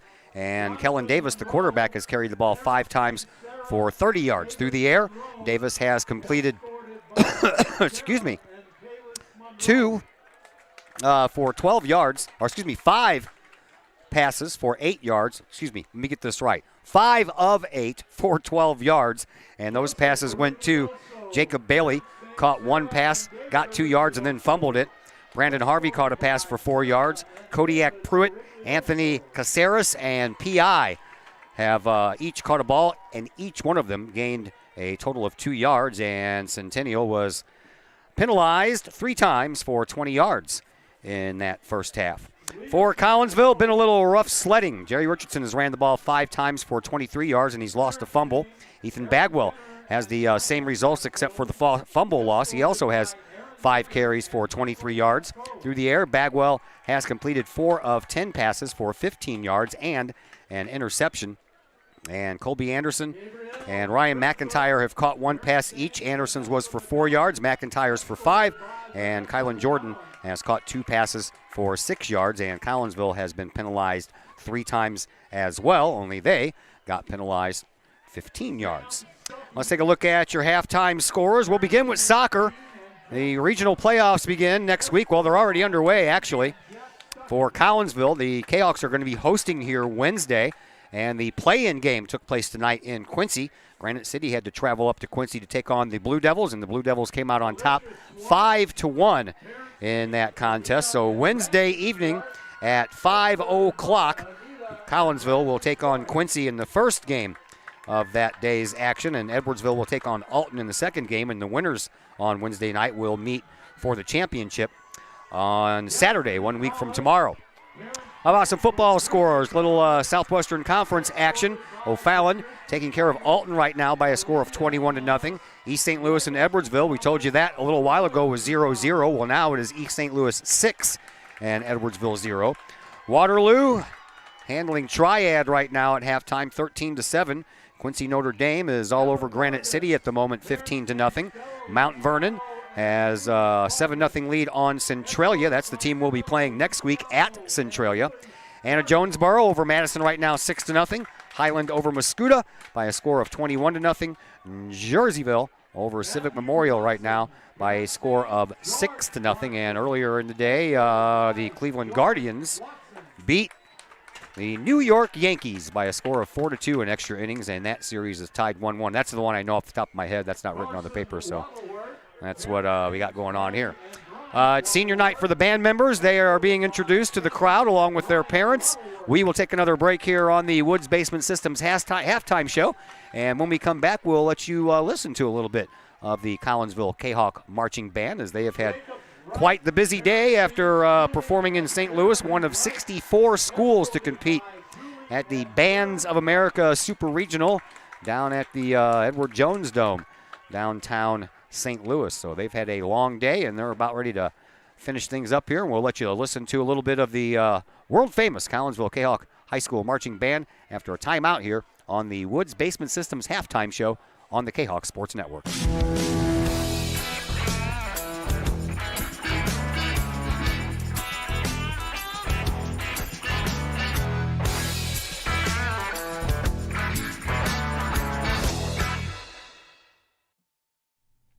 Projects in and around your home can be daunting and overwhelming.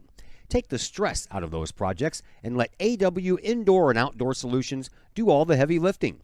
Former Kahawk Adam Welly can help knock those projects off your list. From framing drywall, painting, and stair work inside to deck work, hardscapes, and concrete and retaining wall construction outside your home, including power washing and brush removal. Whatever the task, AW Indoor and Outdoor Solutions can help. Call Adam Welly for a free estimate at AW Indoor and Outdoor Solutions, 314-252-8010. That's 314-252-8010.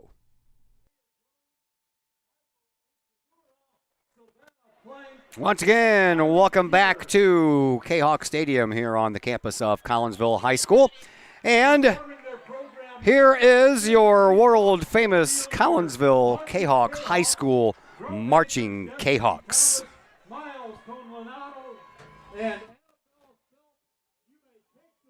performance.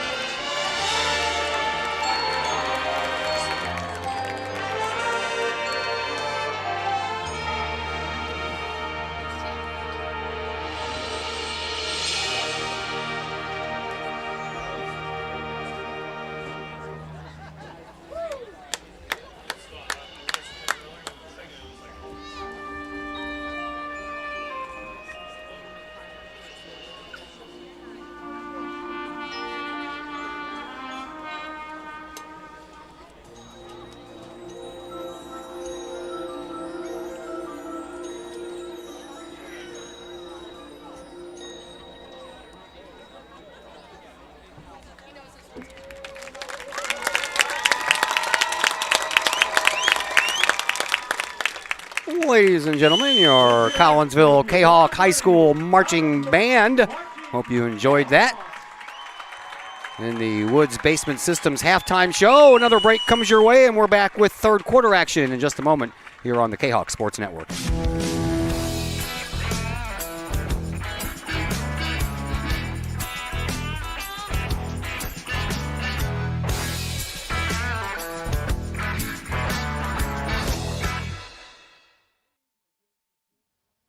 Chapman Trucking LLC. Chapman Trucking is a local Collinsville business owned and operated by 1994 Collinsville graduate Christy Chapman. With over 10 years of experience, Chapman Trucking LLC can take care of all of the heavy lifting when it comes to hauling aggregate materials such as sand, driveway rock, dirt, boulders, and more. That includes getting your heavy work equipment to your work site where it needs to be. Give Christy a call for a free estimate at Chapman Trucking LLC, 618-960-9346, or online at chapmantruckingllc.net. I couldn't ask for a better agent, for a better company in a disaster where you have no idea where to start. I learned that there's not a given in life. It takes a team. There's people that are going to watch out for us and that care. It's been pretty stressful. Once we saw Lori and got our plan, it's like a huge weight lifted. In Collinsville, call Scott Allen at 618-346-1500. And once again, we welcome you back into the broadcast booth here at Kahok Stadium. Todd Duke, Dr. Chris McCluskey with you on the other microphone. Glenn Woodcock on the camera for us tonight, and Andy Sullins keeping track of all the stats for us, and of course Chris Kettler helping us out by getting some of those scores for you for the halftime show. We are just about ready to go here for second half action, and maybe, anyway, I don't know if they're going to put another 3 minutes on the clock. We already had a 20-minute halftime, and normally they put 3 minutes back on the clock so these guys can come back out here and stretch out, but they have been doing that here for a moment. Well, yep, we're going to have another 3 minutes to go. So we're going to take one more timeout. And I promise when we come back, third quarter action will be heading your way in just a moment here on the Kahok Sports Network. Calling all sports fans. Looking for a great place to watch the game with your crew? Look no further than the Lucky Fox Sports Bar in Caseyville. The Lucky Fox shows Collinsville Kahawk sports on the big screen, plus UFC fights, boxing, Cardinals and Blues, and all of the NFL games with the NFL ticket and enough TVs that you'll be sure to find the game you want. And the food? How about Taco Tuesdays, Wing Wednesdays, plus burgers, sandwiches, pizza, steak, and more, including great drink specials and the coldest brew in town. And don't forget to try your luck at the Lucky Fox Gaming Room. Dine in and catch a game, or order carry-out with the Lucky Fox. The Lucky Fox Sports Bar, 1101 Caseyville Road, right across the street from Kahok Stadium. Open daily at 11 a.m. Check out the Lucky Fox Facebook page for daily specials. The Lucky Fox, 618-855-9500.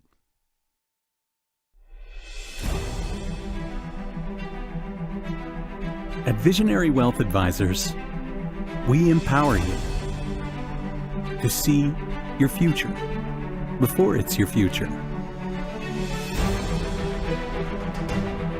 To create your inheritance.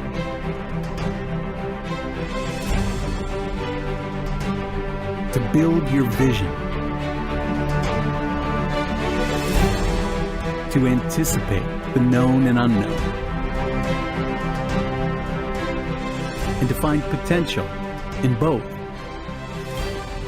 And build new dawns. Visionary Wealth Advisors. Visit Brad Keene at his Collinsville office at 106 North Clinton or call 618-467-8420. And once again, welcome back to Kahok Stadium and this week number 8 contest between your 6-1 Collinsville Kahawks and the undefeated Chargers of Centennial High School out of Champaign, Illinois. We close out the regular season next week. Both these teams have already secured playoff berths. Collinsville, back-to-back years with the playoffs for the first time in program history. And we'll have to see how the rest of the season plays out, see if they have a road game or a home game to start the playoffs off with. That'll be 2 weeks from today or 2 weeks from tomorrow. You can get a Saturday game. We had a Saturday game last year against Geneva. And we will see how the IHSA selections go next week after the conclusion of the final week of the regular season. Again, my name is Todd Duke. Glad that you're watching wherever you're watching from. We have already had a couple of folks chime in, and we got folks all over the place around here. As we told you earlier, we have a gentleman watching from Michigan, got somebody watching from Columbia, South Carolina, and I know we got a bunch of people watching from Champaign. So everybody watching in other parts of the world and other parts of the country, we welcome you to the Kahok Sports Network coverage of this game between Collinsville and Centennial. Halftime adjustments there, Dr. Chris. What do you got, man? Well, Bagwell was off the money at the beginning, but then he started hitting his mark, and the receiver's just going to have to catch the ball, and we're going to have to limit the turnovers and keep our defense off the field. Those guys were on the field way too much in the first half. And, as poorly as the offense played in the first half, to only be down 7-0, I'll take it, And speaking of spectators around the land, I want to thank Gary and Kim Kemper. That's quarterback Ethan Bagwell's aunt and uncle tuning in from Lake of the Ozarks. Hope you guys are enjoying the broadcast. Nice. Chris Chai to kick things off. We're underway here in the third. That ball is going to go deep, and it's going to go into the end zone as Cal Myers just lets it go. And the 20-yard line is where Centennial will start their first possession of the second half, and Collinsville doesn't have any other choice but to put their defense on the field right now because that's just the way that the cookie crumbled after the coin flip. That is exactly right. Nice kick by Andrew Chai, actually, older brother Chris. Oh, did I say Chris? Well, we called Chris Chai's name so much. I know, it's we hard did, to keep it out of our mouths. He was quarterback here for a while before Colby Anderson took over. Got some more folks chiming in from Oxnard, California, and Jefferson City, Missouri. Coach Rhodes' father-in-law living there and chiming in tonight. Thank you all very much for watching. We certainly do appreciate it. All right, here we go. 12 minutes up on the clock, quarter number 3. Collinsville trails 7-0, and the Chargers have first crack on offense here. And Kellen Davis once again in shotgun. He'll hand the ball off. Nope, he's going to keep it this time, and he's going to find a little bit of running room. Gets a little tug on the jersey from behind by Stuber, but Davis is off to the races and finally gets taken out of bounds into his bench, and a late hit, unsportsmanlike conduct is going to tack on 15 more yards to the end of that run. Yeah, that's frustrating because I don't think Eric Stuber had any ill intent. He was just in hot pursuit. I don't even think he knew he was out of bounds, but at the end of the day, rule is running back or quarterback's out of bounds, you can't hit him. Nope, sure can't. That is dangerous as the quarterback went flying into his own bench and ended up, I think, actually going underneath of the bench. Well, and he comes back out. He's ready to go. Yeah, Kahok defense gave up a big yardage play on first down. That's going to put the Centennial Chargers in the driver's seat here. They moved the flag stick all the way to the 35-yard line. Oh, our wonderful mayor, John Miller, and his wife Diane chimes in. We're watching from the car. I love it. All those out-of-town people. Here's a handoff to Harvey. Tries the right side, gets taken down from behind on a nice comeback tackle there by Christian Smith. Yeah, great pursuit by Christian Smith. And, speaking of Mayor Miller and his wife, they are huge Kahok supporters, and just want to really thank them for everything they do for the school and the kids and our community at large. Great people. 2023 will be the final year for our mayor serving. He's calling it quits after that year, so we'll have a new mayor next year, 2023.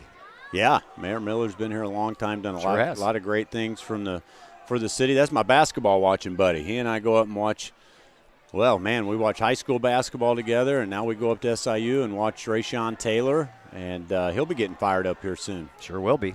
Here's Davis in the shotgun, and he's going to keep it again after a fake handoff to Harvey, and this time Davis is going to go nowhere as 3 Collinsville Kahoks came and converged right at the 40-yard line to take him down.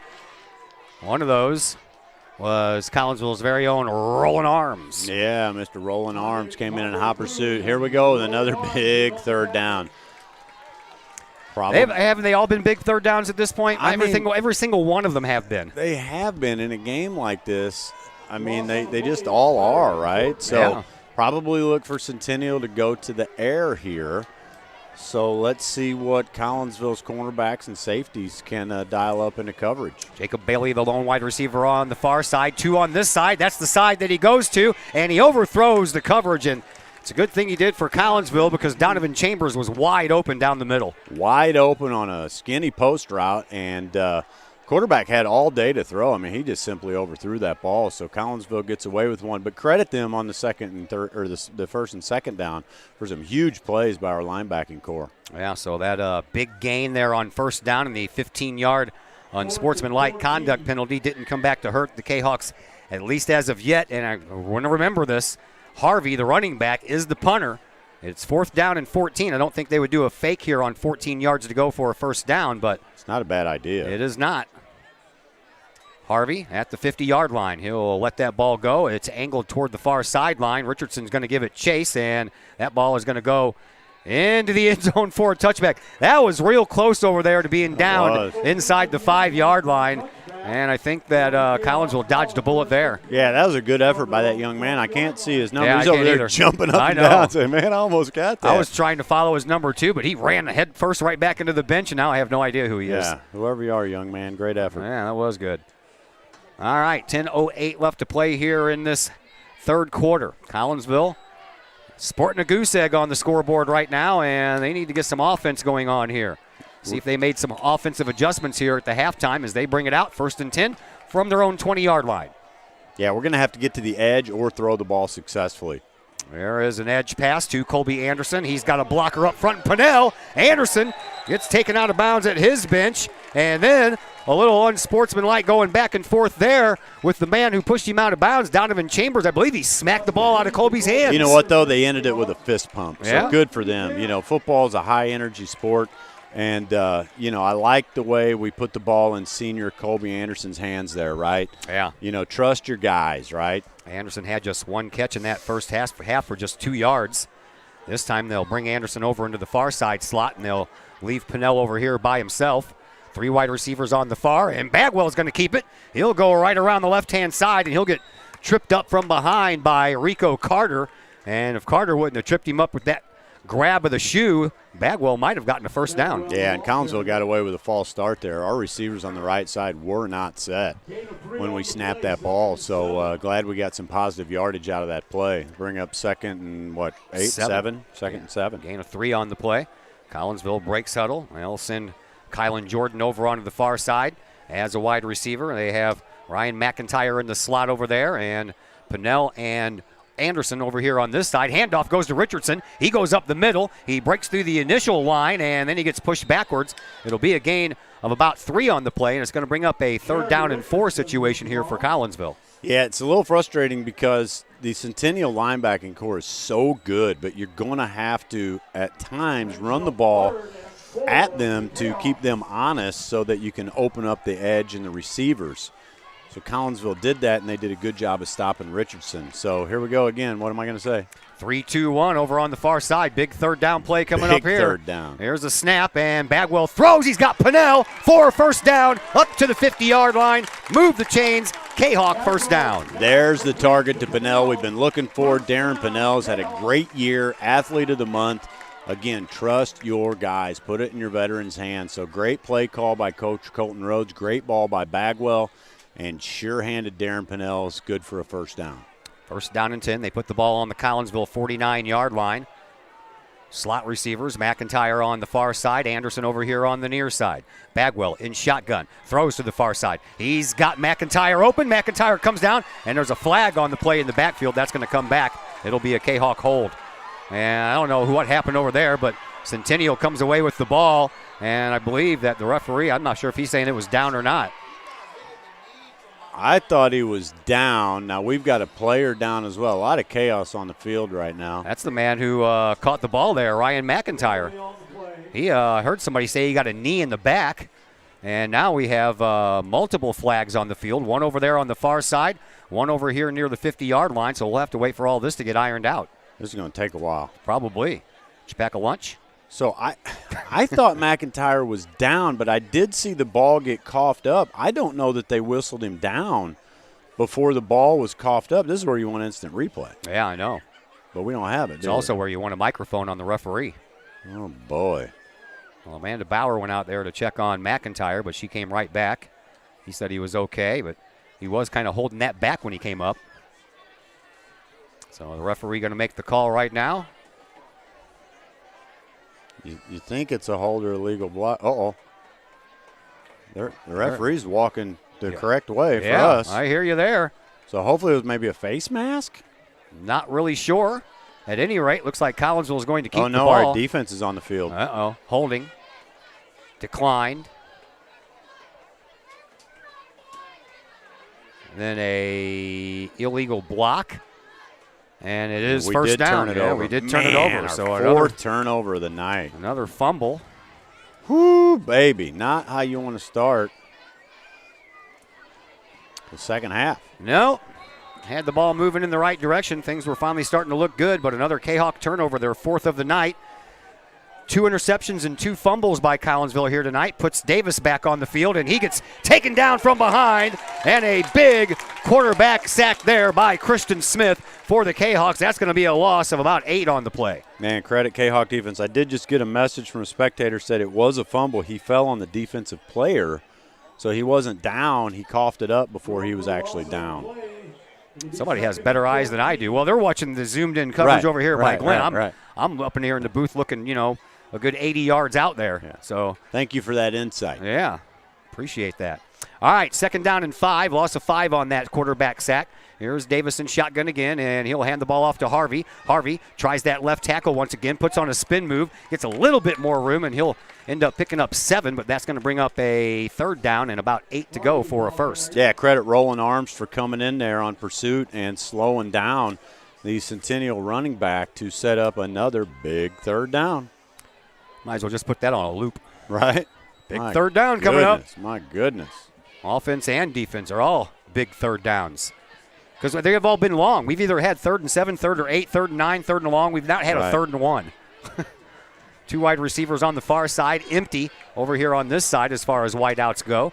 Davison shotgun, and he will hand the ball off again to Harvey. Harvey gets across the line of scrimmage, another spin move, and he puts on a second spin move that gets him the first down.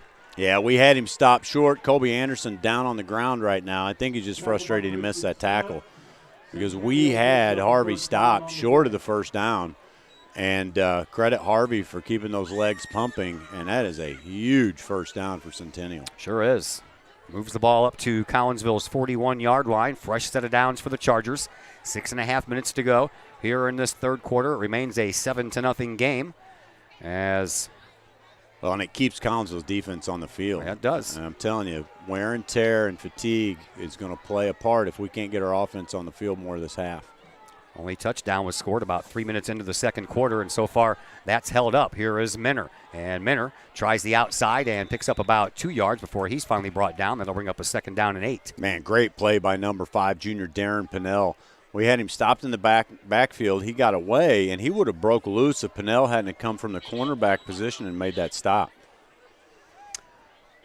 Under 6 to go here in this 3rd quarter. Collinsville trailing 7-0. They're kind of in uncharted territory here as they have not really trailed much this year. Well, and you need to win out to have a chance at a home playoff game, right? We've secured the playoffs. So for all those listening out there, this game is so huge because the home field playoff advantage is on the line. Sure is. Here's the snap. This time Davis goes back to pass, and he finds his open receiver, and again, that is Anthony Caceres, and Caceres will pick up about 4 more yards, and that'll bring up a 3rd and short situation here. It'll be 3rd and about 4 to go here for the Chargers. So the last couple 3rd and shorts, we've gambled and blitzed and lost and given up big plays. So let's see what Collinsville does here, if they're going to go for the stop or if they're going to play a little safer to try to give up or prevent the big play. 5 minutes to go, quarter number 3. 7-0 in favor of Centennial. Wide receiver on the far side and on the near side, Kodiak Pruitt over on the far side. Donovan Chambers here on the near side. Handoff is going to go to Harvey. Harvey goes up the middle. He's going to get pushed back. He's not going to get there. He'll be about a yard short. But this is the territory that they will probably go for it. It's going to be a 4th down and about 2. He's not going to get a very good spot, which I like. It doesn't look like, depending on which side judge they go with here. Well, both of them are kind of in the same spot, but initially they were standing right next to the first down marker, and then they moved back. No, Collinsville got away with one on that spot, so 4th down, man, this crowd needs to go berserk right now. 4th down and 2, and The Kahawks defense needs a stand here so they can get off the field and rest, about half of them, because half of them play on offense as well. Yeah, a little confusion on Centennial's side. Play clock at 5. Yeah, they're going to have to call a take timeout. Yeah, they are. So a timeout called here as we have moved into quarter number 3, and the Chargers will burn their first timeout here in the second half, and we will take a timeout. Back in just a moment on the Kahawk Sports Network.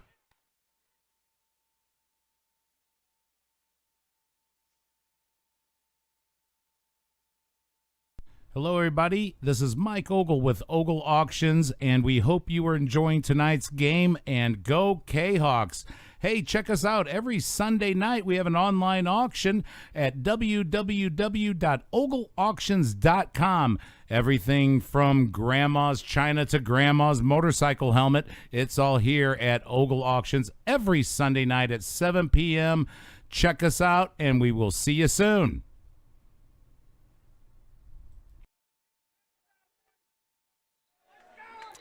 We appreciate the support there, that commercial Ogle's Auctions, and we normally have a sideline reporter here for home games, but Mr. Mike Ogle got himself a little bit of the flu bug, and he is under the weather and couldn't make it out here tonight, so we hope a full recovery comes his way, and he'll be able to join us for the next home game, whenever that may be. It'll be in the playoffs if we get one. Now, Ethan Bagwell over here trying to get the crowd fired up. 4 minutes to go. Here is a keeper by Harvey We again, stopped him. and I believe we did. Oh, baby! About a half a yard short of where he needed to get for the first down, and Collinsville should get this ball back. Man, what a huge defensive stand by the Kahawk defense. Man in the white hat will take a look at it. Still waiting for the indication here. Come on, baby. And yes, we do. Sir! Yes, sir. Big turnover there on downs for Collinsville, and now hopefully that'll fire up the offense, and we can get a little scoring going on here. Man, I tell you what, Collinsville's defense has come up huge tonight, which we kind of predicted that going in. Those guys are so good. And the Collinsville offense, I mean, we've moved the ball at times. We've just kind of shot ourselves in the foot. So if we can march down the field here, and, last series we went to throwing the football. We said we're going to have to throw it or get to the edge. And so look for Collinsville to put the ball in the air here. All right. Kylan Jordan over on the far side as a wide receiver. Trips left on this formation. Richardson's the lone setback. As Bagwell is in shotgun. Takes a high snap. Hands it off to Richardson. He runs into his own man. Bounces off of him. And then takes a big hit right around the 40-yard line. Falls forward. That's going to be real close to a first down. It's going to bring up a second down and about a half a yard to go. Credit the Collinsville offensive line there. I mean, my goodness, they made a hole for Jerry, and he ran strong. Now, this is interesting because a lot of times you'd think you'd take a shot here, but with the amount of turnovers that we've had, I don't know that you want to risk an interception. You might want to just keep marching down the field. Bagwell keeper here. Bagwell or Richardson, one of the two. Two wide receivers on either side of this formation. Anderson and Pinnell over here. And man in motion, and the handoff is going to go to Richardson, and he'll have enough for the first down. He wants a little bit more, darts it out to the outside. Oh, baby! He's up the far side. Oh, baby! He is on the run, and he's going to go all the way. Collinsville, touchdown! Flag on the play. Oh, no. Flag on the play all the way over on the far side, and it looks like they're going to bring this one back. Oh, man, oh, man. Man, oh, man. Huge play. Kylan Jordan's upset. McCluskey comes on in place of him to get him off the field. Kylan's a great player, but he has a tendency to get a little emotional. He's had some penalties this year. So that ball, oh, man, talk about shooting ourselves in the foot. Take away the 59-yard touchdown run and tack on 10 yards instead. Wow. Man, oh, man. So Kylan Jordan guilty of holding out at the wide out position. It's going to be a first down. They called the penalty after Jerry Richardson already gained enough yardage for the first down, I believe. Right now where they have the ball sitting, it is a first down.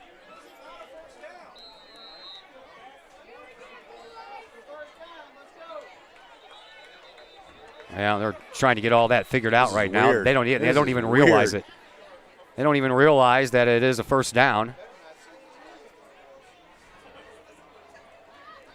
Referees are having a conference over on the far side of the field. Well, they're not going to change their mind on the call, though. The only thing they're trying to figure out here is where to put the ball.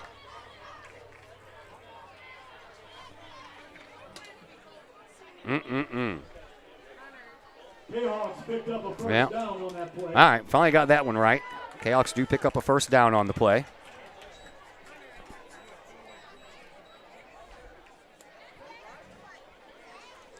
.258 left to play here in this third quarter. And Collinsville thought they had a touchdown. We thought they had a touchdown. The fans thought they had a touchdown, and they did not after a holding call. So here we are, starting over again from scratch. 1st and 10 from the 43-yard line. Anderson in motion, and they fake the handoff, and Bagwell keeps it, and he'll get about 2 yards on the play up to the 45-yard line. And that'll bring up a 2nd down and 8.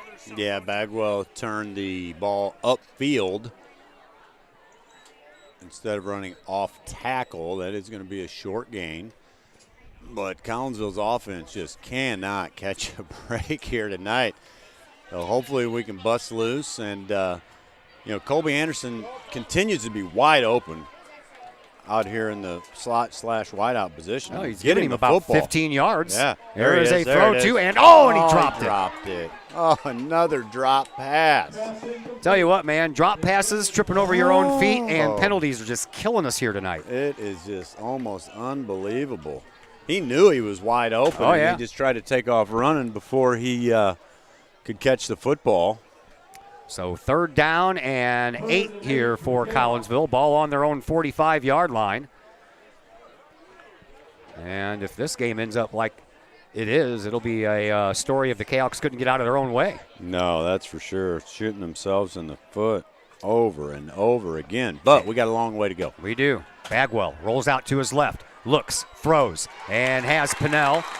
A catch for a 1st down into Charger territory, down to the Centennial 41-yard line. So that's the way to move the chains and get the ball into enemy territory. Well, that's a great throw by Bagwell. I mean, he's rolling out to his left, right, and sets his feet and puts that ball in the money to Pinnell. And sure-handed Pinnell makes sure he hauls that ball in for a 1st down. That's a huge play. Sure was. And a couple of these drop passes have been bullets thrown by Bagwell. He's got such velocity behind the ball. Too dang hard. It bounces off their chest. Yeah. 2 wide receivers on either side again. Pinnell and Anderson over here. And Richardson, the lone running back, he gets the pitch out to the left and barrels forward and will get positive yardage, stays on his feet, and carries the crowd all the way up to the 32-yard line. That's going to bring up a 2nd down and 8 for the Kahawks. Yeah, great run by Richardson. Again, credit Collinsville's offensive line. They have their hands full with this defense from Centennial, and they did not perform very well the first half, and they are really stepping up this half. Call them the Forgotten Five, right? Yeah. 2nd down and 3, they call it. Ball on the 34-yard line after the spot by the officials. Same formation, same cast of characters in the same places. Here's the snap. Bagwell follows Richardson up, and he is going to have enough for a 1st down. It looks like he might have gotten there. That's going to be close. We might have to measure. We haven't had a measurement in a long time, have we? Bagwell gets up slow. I love to run the big guy, but, man, he's walking off the field slow right now. 1st down. They do get just enough to move the chains, and now the ball on the 31-yard line. Bagwell comes away from Coach Colton Rhodes into the huddle, relays the play. Collinsville breaks huddle, and they'll send out their wide receivers. Kylan Jordan and Isaiah Gordon on the far side. Pinnell over here on this side. Devin Habermail. There's the snap. Handoff goes to Richardson. He goes up the middle, and he gets met immediately. He crosses the 30-yard line to about the 29, so a pickup of 2 on the play. Yeah, we had Habermail in the backfield as a blocker on the right side. He pulled and came to the left side, but Jerry ran the ball to the right side. So I don't know if that was a miscommunication there or what happened. At any rate, short gain for Collinsville. I like that we've been pulling Habermail in on offense to run as a lead blocker. 20 seconds left on the game clock and the play clock, so Collinsville will have to get a playoff here as Pinnell comes out of the huddle on the near side sideline. Richardson again, the lone setback. 2 wide receivers on the far. Here's a pass to Pinnell. He catches it, tries to spin out of a tackle, does so, and then he gets taken down, and he'll be inside the 20-yard line to about the 17. And the chains will move, and that'll stop the clock with 2.9 seconds left. But once they set those chains down, that clock will start back up, and we will be heading to the fourth quarter. And that is exactly what happens, and we'll be back with that fourth quarter right after a timeout here on the Kahok Sports Network. Financial investments are very important, but so are the investments of time, patience, and encouragement our young athletes receive from their coaches, teachers, and mentors. Jason Regg, your Collinsville Edward Jones financial advisor, understands this. That's why Jason Regg is a proud sponsor of your Collinsville Kahawks on the Kahok Sports Network. For all of your investment needs, see Jason Regg at his Edward Jones office at 1008 Vandalia Street in Collinsville, or call Jason at 618-344-0252 or visit edwardjones.com. Edward Jones, member SIPC. Todd Duke here, proud member of the Collinsville Educational Assistance Association. Whether you call us teachers' aides, paraprofessionals, or educational assistants, it all comes down to one thing: taking care of students. More importantly, your student. Yes, we are there for the teachers, and we help them in any way possible. But our goals are in line with our teachers, in that we want to see our students succeed at not only being a student, but well beyond that as we ready them for the world outside of the classroom. We are Union Strong. We are Kahawk Strong. We strive to help students reach their potential. We are the Collinsville Educational Assistance Association. Go Kahawks! Todd Duke and Dr. Chris McCluskey back with you from Collinsville High School. Here's a keeper by Bagwell. There's a flag. Oh, whoa, he put it back in his pocket. Dude took that flag out. He was ready to throw it, and then he put it back in his pocket. That's kind of strange. Well, Bagwell got about 9 yards on that play. They're going to give him 8. And Collinsville will be looking at a second down and about 2 to go here. Second and 2 for the Kahawks. Well, Collinsville's going to have to get to the edge. I mean, we haven't seen a goal line stand by Centennial yet, but as big as those guys are, we're going to have to pull some trickery or put the ball in the air to poke this ball in the end zone. Whatever they do, just hold on to it. Bagwell in shotgun. Wide receiver on the near and the far. Here comes one in motion. Handoff is going to go to Richardson, and Richardson gets back up to the line of scrimmage. Might have gotten a yard out of that, and it's going to bring up a 3rd and short. Yeah, we're lucky we didn't get stopped in the backfield. A lot of penetration on that play. Kudos to Bagwell and Richardson for making that exchange and resulting in some, I don't know, positive yards or no gain. No gain. Well, now they move it up a yard. So, yeah, got a yard out of the play, so 3rd down and 1. Gain of 1, it's 3rd and 1 for the Kahawks. Come on, Kahawks. Oh, baby. Yeah, to get this first down. Well, I know they'll go for it on 4th if they don't, but I'd rather do it right now. Ball resting right on the 10-yard line. 10.5 minutes to go here in this fourth quarter. 7-0 in favor of the Chargers of Centennial. Oh, we fumbled. We fumbled. Oh, no. Not again. And what was that play? Bagwell was in shotgun, and then he ran up. Do we get the ball back at least? I haven't seen any indication that the Chargers recovered it, so I'm guessing it's still Collinsville's ball, and it is going to be real close to a first down. I don't know how. How did that happen? I don't know. It's going to be 4th and 1. Actually, less than 1. Looks like they about the length of a football. Yeah, Bagwell's in shotgun. He ran up to go under center. I think he was surprised by the snap. I don't know how he hung on to that football. I don't know how anybody hung on to that football. They are going to. They're going to measure. Oh, they're going to measure. Okay. I was going to say we haven't had one of those in a while. Andrew Chai over here getting that kicking leg ready just in case. Yeah, and you know what? Like 4th and 1, you almost think about kicking it as well as our defense is playing. But if it's inches. Yep. First down. Oh, baby. Whoa, here we go. That busted play got a yard. I don't know what just happened, but I will take it. It's about time Collinsville's offense got a break, huh? I'm telling you. Can't make your own breaks. Have somebody else give one to you. All right, so it's 1st and goal for Collinsville. Ball on the 10-yard line.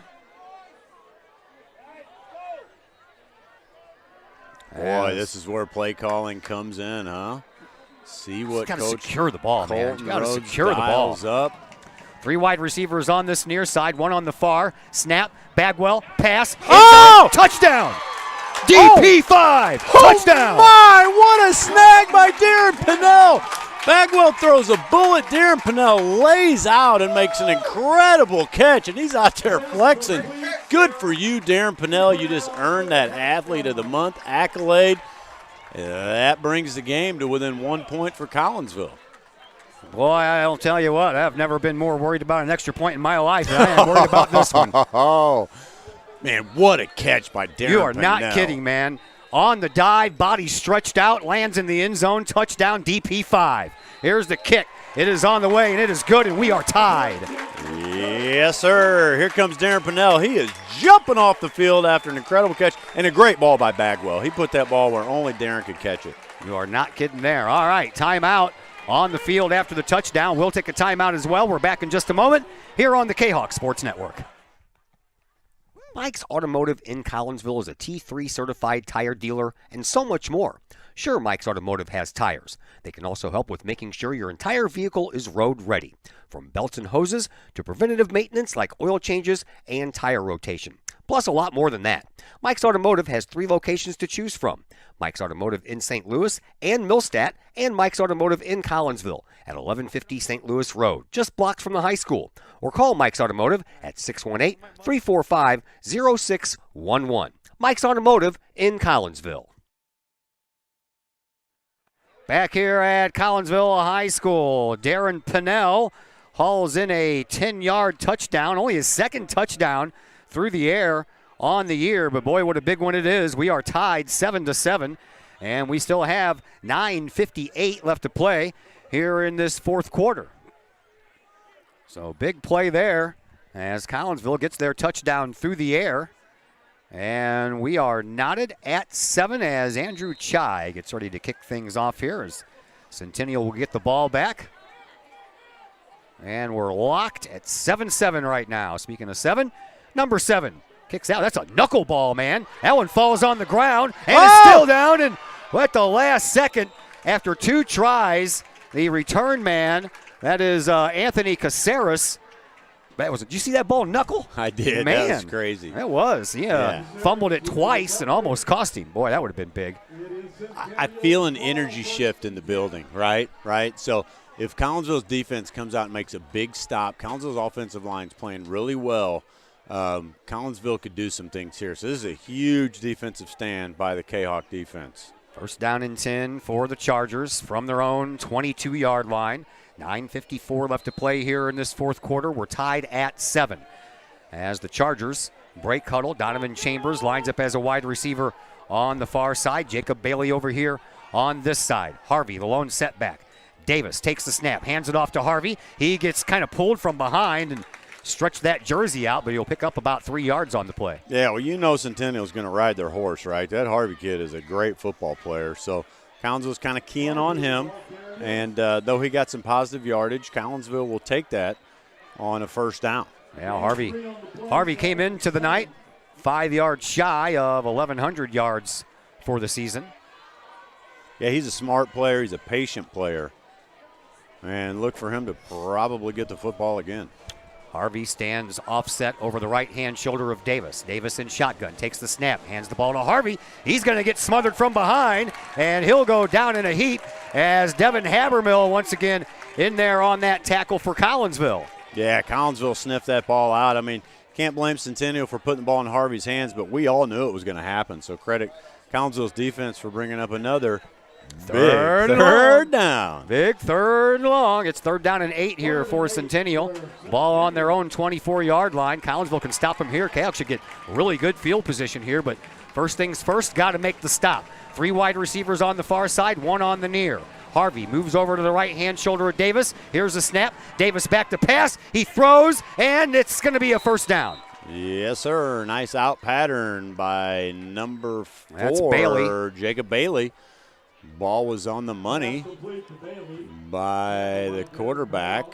Pinnell was on the coverage, and I think gave him just a little bit too much room to make that play. A little bit of cushion, but, you can't give up the big play there. No. Can't All right, be so mad at that. Fresh set of downs for the Chargers. 1st and 10 from their own 35-yard line. 8.5 minutes to go here in a tied game in the fourth quarter.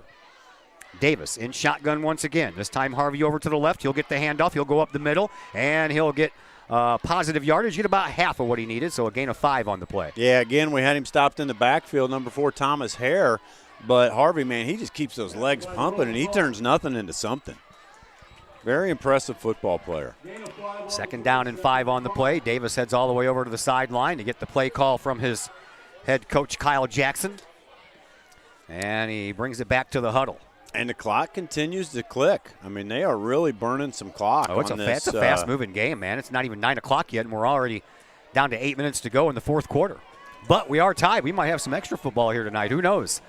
Here's a snap on 2nd and 5. The handoff again goes to Harvey, and Harvey breaks through the initial coverage and picks up about 3 on the play, maybe 4. It's going to bring up a 3rd down and 1. Yeah, again, stopped in the backfield, but he turns that into a positive gain. So 3rd and short, this, Todd, is where you don't give up the big play. Yeah. Right? That is, you've got to be on the cornerbacks and safeties that you cannot give up a big play here. We'll see what the Chargers have dialed up here on 3rd down and 1. Ball on the 44-yard line. And again, Harvey remains the lone setback. 1 wide receiver on either side of this formation.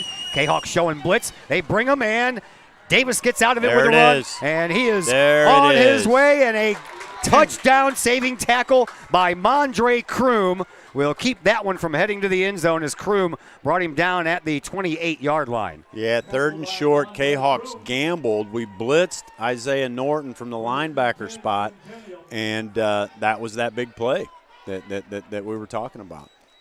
Big-time gain there for Centennial. They have 1st down on Collinsville's 28-yard line. Timeout. And if it wasn't for Mondre Kroom, we would probably be looking at a 14-7 game. 6:57 left to play here in quarter number 4. We will step aside for just a brief moment here on the Kahok Sports Network.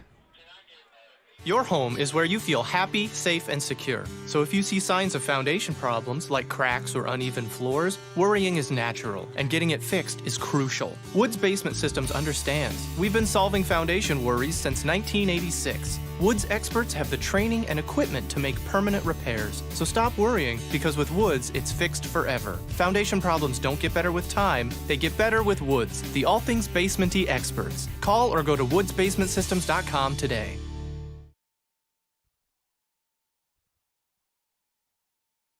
Collinsville uses a timeout, so each team now with 2 timeouts left here as we are in the fourth quarter of a tied game, 7-7. And the Chargers on the move, 1st and 10 from Collinsville's 28-yard line for Centennial. Well, Collinsville's defense has come up strong all night. Let's see what they can do here with their backs against the wall. There's a carry up front, and they'll push him back, but that forward progress will take him out to the 25-yard line, and it'll bring up a 2nd down and 6 or 7 to go. Yeah, Centennial will take number 24. What's that? I don't know. Oh, that was a different running back. That was Andre Minner. Minner. Yep. And Minners ran the ball about 3 times here tonight. He's had a little modest success as they spell Harvey every once in a while. But Harvey is back in there now as they bring Jacob Bailey over here as a wide receiver on the near side. 2 more over on the far side, including Donovan Chambers. As Harvey stands over the right shoulder of Davis. Davis is going to keep it, and he's going to try that left side. Puts on a spin move and gets about 2 more yards on the play. Yes, he does. Good pursuit by Collinsville as he successfully juked one of our linebackers. Get a little positive yardage, but 3rd down and 5, and they're probably in 4-down territory here. So Collins is going to have to stop Centennial twice to get the ball back. Unless, of course, they want to turn the ball over. Boy, wouldn't that be something? So 3rd down and 5. 5.5 minutes to go here in this fourth quarter. Tied game, but the Chargers are on the move. In shotgun once again, number 5, Kellen Davis. This time, Brandon Harvey stands over his right shoulder. Davis is back to pass. Oh, boy, what a big quarterback sack there by Mondre Kroom. Oh, my goodness. Number 28, Mondre Kroom, comes through like a missile, and that is a huge play for Collinsville's defense. That brings up a 4th down and 12, so I don't know if you're going to go for it now on that one. Well, you blitz and you lose early, right? You blitz and you win there. They are going to go for it. Davis comes back after a very brief conversation with head coach Kyle Jackson. So 4th down and 12 here for the Chargers. Big 4th down play here for the Collinsville defense. So does Collinsville gamble on blitz again, or 3 wide receivers on the far side? There's Davis back to pass. He steps up in the pocket. He lets it go in the end zone, and it's just out of the reach of the intended receiver, Donovan Chambers, and I mean just out of his reach.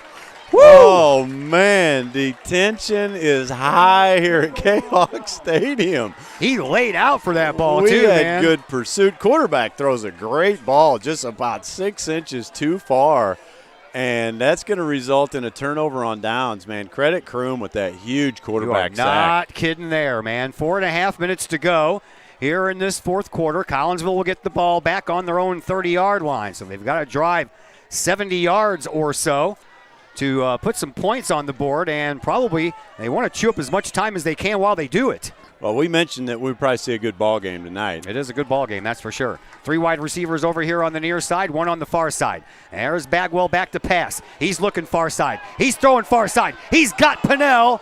And a couple of steps on his defender over there. That was Joel Myrick, but just a little bit overthrown there by Bagwell. Yeah, Pinnell was open. Bagwell just didn't put enough air under the ball for Pinnell to try to make the adjustment. Man, that would have electrified this place, huh? Ball was just overthrown, but that's kind of been the story for the deep balls tonight, right? We haven't seen a deep ball. All of them have been overthrown. So Colton Rhodes wanted to go for it all on the 1st down.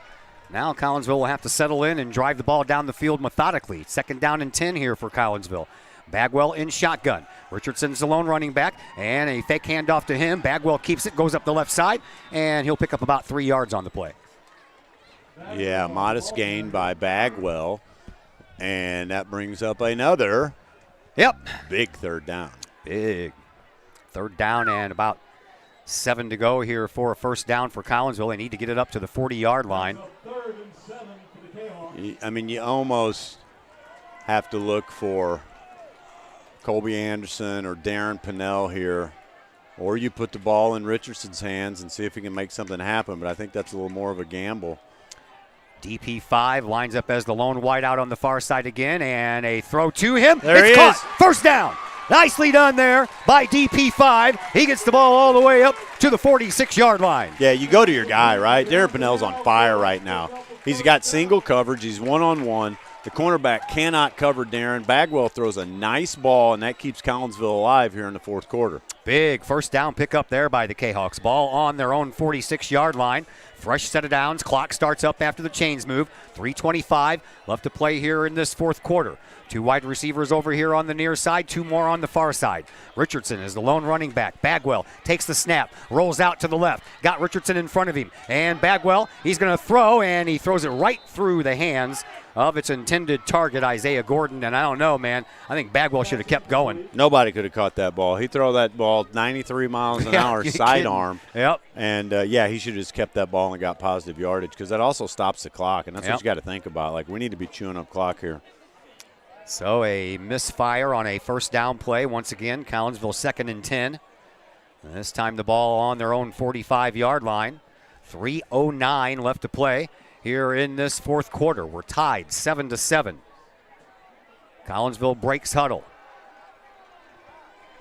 McIntyre and Pinnell over on the far side. Gordon over here on this side. It's a pass into the backfield for Jerry Richardson, and he's lucky to get back to the line of scrimmage. It's going to bring up a 3rd down and 10. Yeah, you just try to get the ball in playmaker's hands and see if he can do something. And linebacker core from Centennial was not having it. Colby Anderson has not been involved in anything during this drive yet, but he comes back in from the sideline now, and he'll take the place of Ryan McIntyre. And it's a 3rd down and a long 9 to go here for Collinsville for a first down. Yeah, you're going to need some extra protection. 3rd and long, you can bet that Centennial's going to blitz because Bagwell's been throwing the ball well. So we're going to need some protection here. Anderson and Pinnell over on the far side as your wide receivers. Here's the snap, and Bagwell, he's going to try to keep it, and he's going to get nowhere. He's going to lose a yard. Bagwell tackled for a loss on the play. And he's hobbling on his way up. He tweaked something, either an ankle or a knee. He's limping, coming to the sidelines. He's going to have to punt, though. I would imagine so. Here comes the punt team. Ball on the 45-yard line, so it's 4th down and 11. And Bagwell, limping a bit, is going to have to go back there and use that gimpy leg to punt with. Now remember, last punt was close to a block, so Collinsville's punt team is going to have to come up huge here so we can get this punt off. Cal Myers will stand back at his own 25-yard line. Here's the snap. Bagwell punts that one. It's end over end, and it's going to go right to Myers. It falls through his hands. That ball's alive, and it's picked up by Collinsville. How about that? Isaiah Norton, number 33, the big junior, hustles down the field. Huge, costly turnover by Centennial, and that's going to put Collinsville in the driver's seat here, baby.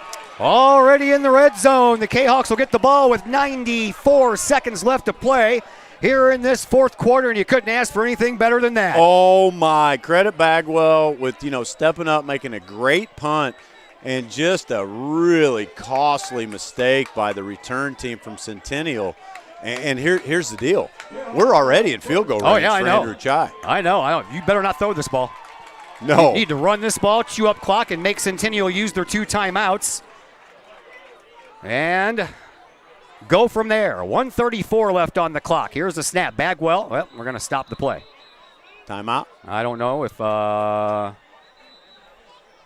yes. Yeah. Centennial calls the timeout. We'll take a break as well. We're back here in just a moment on the Kahok Sports Network. First National Bank of Waterloo, with over 100 years serving the Metro East.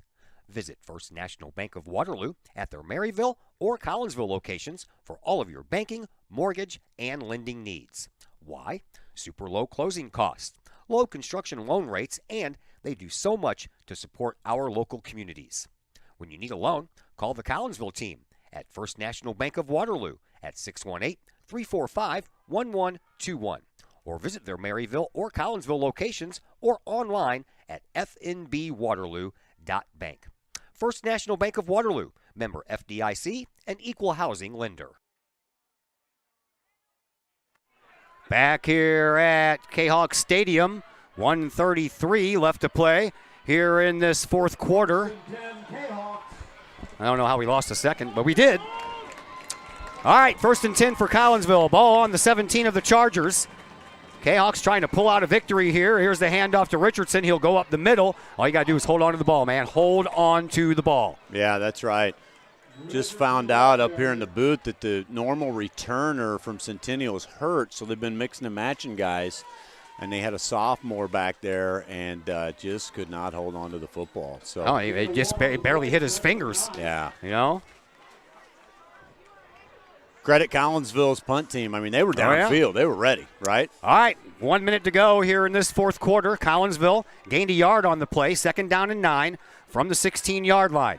And Richardson goes into motion. Bagwell is going to keep it. He's going to go up the left-hand side, and he's going to be taken down at about the 10-yard line as the clock continues to move. Chargers can only stop it one more time, and Collinsville in no hurry to stop this clock. No, and any positive yardage right now is key for Collinsville because we're already in field goal range, but any extra yardage, we need to run the ball to the middle of the field here.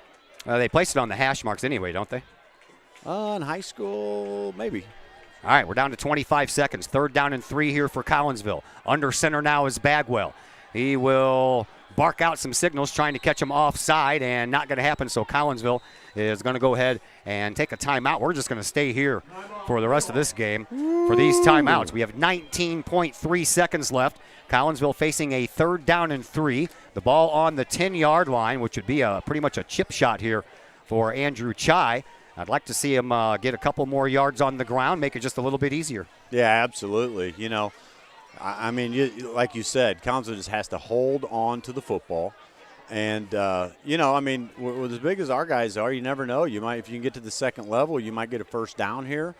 You could even slip through. You're close enough to the end zone to just score a touchdown and end it. But I like where Collinsville is in this position in the football game right now. Oh, yeah. Each team now with one timeout, 19.3 seconds to go. 7-7 ball game. 19.3 seconds left. Collinsville sending out their offense on a 3rd down and 3 from the 10-yard line. Richardson and Bagwell in the backfield.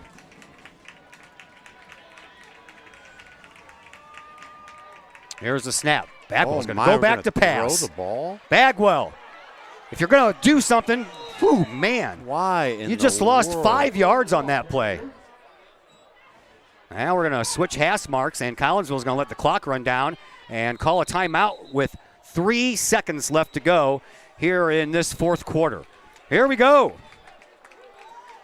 We've seen Andrew Chai kick, a 35-yarder this year? This one is going to be from about the same distance. Looks like it's going to be from about 32.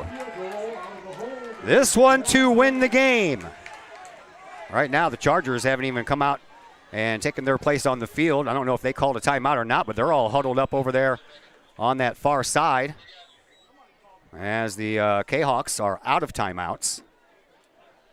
I'm not sure if the Chargers used the last timeout or not. I'm guessing they did, and they did. Okay. Collinsville team locks arms on the sideline. They're quieting the crowd down. Not too much excitement. Everybody's letting know. There's Cole McCluskey talking to Andrew Chai, saying, hey, baby, you got this. Let's go. Just relax. Do your thing. Over here on the near side, hash marks. Andrew Chai ready for a 32-yard field goal to win the game. Darren Pinnell is the holder.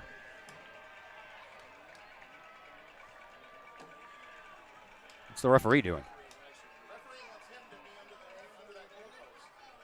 Oh, you got to have a second referee over there under the goalpost. That's all right. Come on, fellas.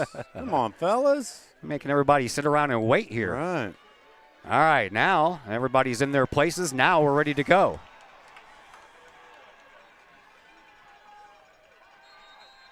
And why do we have a whistle? Another timeout? I thought they were out of timeouts. Ice him. All right, That's well, all right. I would that's the rather last have a timeout. timeout with all that nonsense going on. You know? Yeah, why not? 3 seconds left on the clock. 7-7 on the board. Centennial got their touchdown in the second half about 3 minutes in, or excuse me, the second quarter, about 3 minutes into the quarter on a 13-yard run by Mr. Harvey. And Collinsville finally got their first touchdown on a 10-yard touchdown pass from Ethan Bagwell to Darren Pinnell, DP5. He's the holder on this play. Andrew Chai ready for a 32-yard field goal to win it. No one can stop the clock anymore. And we're ready to go. Here's the snap. Ball is down. Kick is on the way. And the kick is no good. Wide right. Wide right. And we are going to overtime.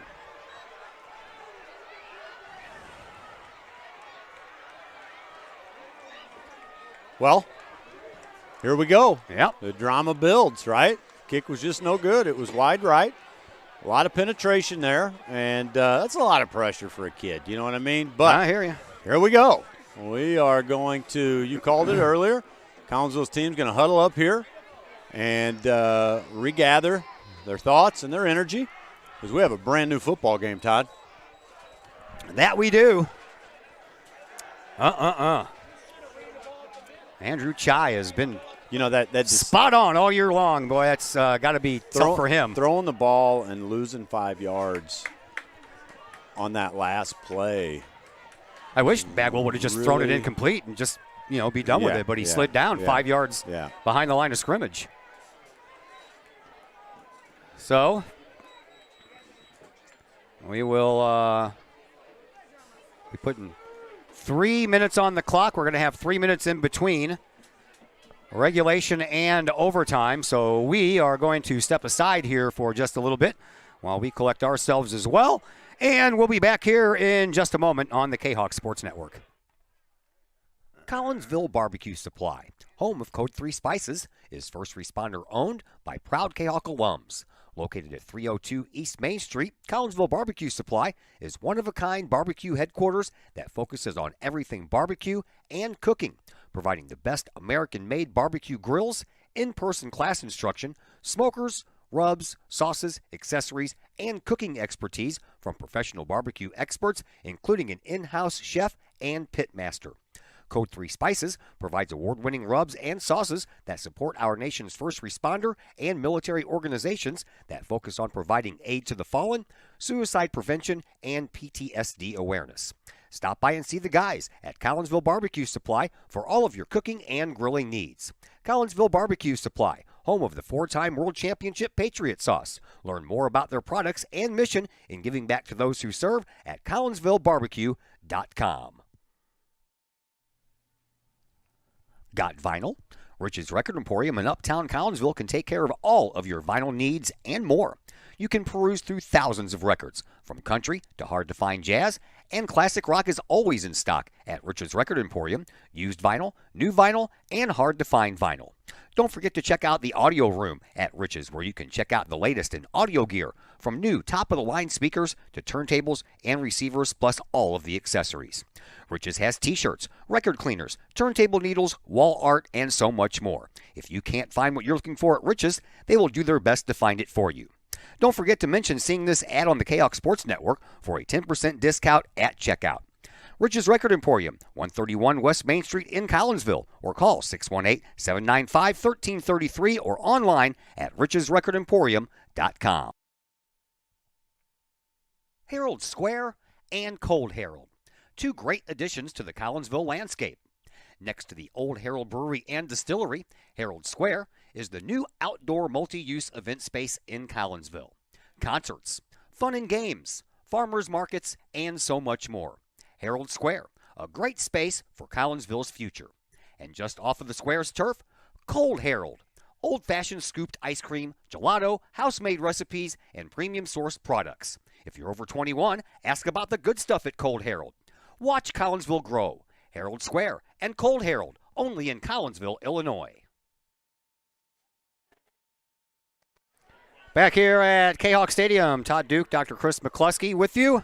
Glenn Woodcock over on the camera. Andy Sellens, our statistician, and Chris Kettler up here in the booth as well, helping us out with halftime scores. All right, we have overtime coming up, and we had to get refreshed on overtime here. I've been calling Collinsville Kahok football games for my 11th year, and this is the first time we've gone into overtime. Yeah, I'd say I've never seen it, so we're going to see it tonight. Apparently, each team will get a possession on the 10-yard line. Is that what I heard? That is the story. And you will get a chance to score, and if you do, the other team will have their chance to score. And if both score a touchdown, we keep going. If both score a field goal, we keep going. If one team scores a touchdown and the other one does not, game over. If one team scores a field goal and the other one does not, game over.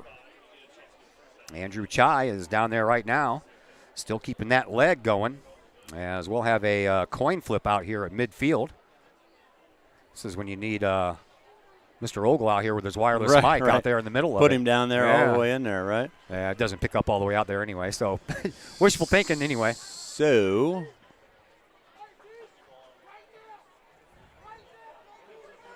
not really sure what happened. I think they won the toss. I would imagine they would want the ball too.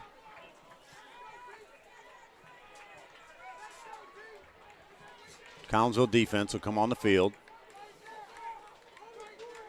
And the defense obviously needs 3 big stops here to hold them to a field goal try, and then Collinsville will take their chance on their possession and try to punch that thing into the end zone.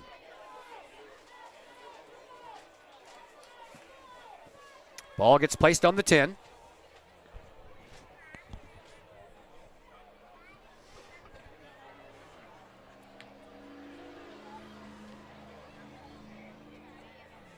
Chargers will bring out that offense.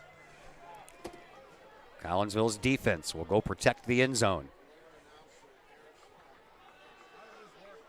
Well, the Kahawks and the Chargers are going to go mano-a-mano, one shot apiece from the 10-yard line. Chargers heading to the south end of the end zone. Kahawks will come north on their possession, so here we go. All right, Kellen Davis back out there. He has Harvey to his right. Here's the snap. Davis is going to keep it. He goes up the middle, and then he trots it out to the side, and he's going to go in for a touchdown. Well, everybody was keying on Harvey. Good play call by Centennial. They duped all the linebackers, and the quarterback just danced his way right into the end zone. So that will put the onus on, this extra point is huge. Yep, sure right? is. Yep. This extra point is huge, so if we can get in here and block this thing, score a touchdown, we'll be in good shape. Anthony Caceres is the extra point guy on the Chargers team. He'll be out there trying to hit this one while Chase King is his holder.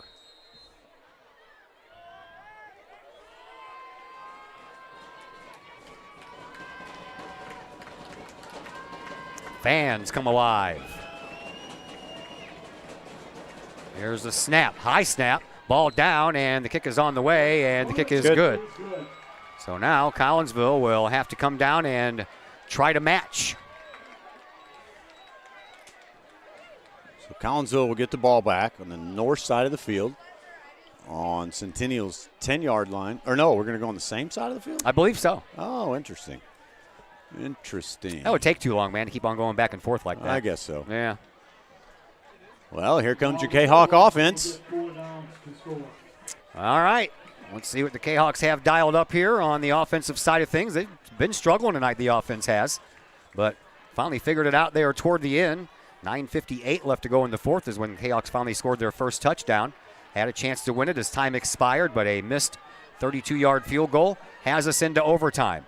Habermill is late coming out into the formation. He doesn't know where to go. Here's the snap, and Bagwell is going to roll out to his right-hand side. He's going to try the same thing Davis did, and Bagwell gets pushed out of bounds at the 1. And Bagwell's he got clocked. He did. That's the risk you run with your quarterback running the football. I mean, he got hammered helmet to helmet, and he's down. Yeah, at the 1-yard line. Bagwell still down. Everybody takes a knee. That's unfortunate. Man, that really is. So Bagwell is going to have to, at the very least, come out for one play. Yeah, I don't think he got the wind knocked out of him. I think he took a helmet to helmet. I think he did too. Blow to the head, and he went down, and he has not moved. He's moving his legs now, which is good. So. All right, well, we have an injury timeout on the field. We'll go ahead and take a timeout right along with them here for just a moment. We'll be back with more here on the Kahawk Sports Network. Keep your ride shiny and clean with Extreme Details Vehicle Detailing in Collinsville. Owner Jay Merkel and his crew at Extreme Details believe in the value of community and in helping their community hold the value of their vehicles with a sharp-looking, clean ride that you and your community can be proud of. Extreme Details can handle any job, whether you drive a small car, an SUV, or even a bus or RV. No job is too big or too small at Extreme Details. Extreme Details offers scratch and oxidation removal, no matter what you drive: cars, trucks, motorcycles, boats, and more. Plus, Extreme Details can handle fleet vehicles for you and your company. Call Jay and the gang at Extreme Details at 618-977-1224. Check for periodic specials on the Extreme Details Facebook page. Put the shine in your ride with Extreme Details, 618-977-1224. Are you looking to update the appeal of your home's interior? Look no further than Hayden Interiors, LLC. Hayden Interiors, LLC is owned and operated by former Kahok graduate Nick Hayden. Hayden Interiors, LLC will help you get that new look that you want for your home. Flooring, baseboards, doorways, as well as interior renovations or interior additions, kitchen, living room, bedroom, hallways, basements, stairways. Let Hayden Interior LLC help you find the look that you want. Call Nick Hayden today at Hayden Interiors LLC, 618-772-6790 for your free estimate. Hayden Interiors LLC. On budget, on time, every time. That's Hayden Interiors LLC. Call Nick at 618-772-6790. The Collinsville Daily News, the new online source for everything newsworthy in and around Collinsville. This news source is designed to be the heartbeat of the Collinsville community and is owned and operated by members that live in this area. The Collinsville Daily News generates their revenue with local support from the community in which they serve and from advertising. They do not charge to read their content, so you'll never run into one of those annoying paywalls. Not only that, but the Collinsville Daily News offers free classified advertising. You have items you want to buy, sell, or trade? It's free to post. Wedding or engagements announcements, as well as obituaries, all free at CollinsvilleDailyNews.com. Plus, they have the content that matters most. Collinsville news you need to know, coverage of Kahok sports, and a keen eye on city news. The Collinsville Daily News also has an event tab that allows you to find out what is going on in and around the region for you and your family, the heartbeat of the community. Helping readers make sense of an increasingly chaotic world. Check them out at CollinsvilleDailyNews.com, on social media sites Facebook and Instagram. The heartbeat of this community is the Collinsville Daily News. Hey, K-Hawk fans, we hope you're enjoying the game. This is Mike and Kim Ogle. We own Ogle Auctions. Hi, everybody. Hi, everybody. Hey, make sure you join us every Sunday night at 7 p.m. We have online auctions with a live podcast where you can hear Kim and I talk about the local events, auction items. We have a lot of fun. We give away a lot of items, 5% off. When is it, Kim? Every Sunday night at 7 p.m. at www.ogleauctions.com. Get on there, register to bid, and you can bid right there online from the convenience of your own home. We have easy pickup by appointment only, and we do offer shipping if you're out of town. That's right, and every week is different. The items fluctuate. We have everything from motorcycles to cars to guitars to China to fishing lures, toys, comics, clothes, shoes, new, purses, old, vintage, brand new, furniture. See you soon at ogleauctions.com. Bye.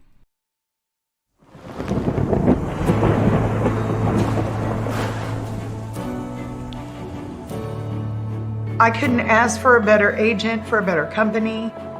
In a time like this, in a disaster where you have no idea where to start.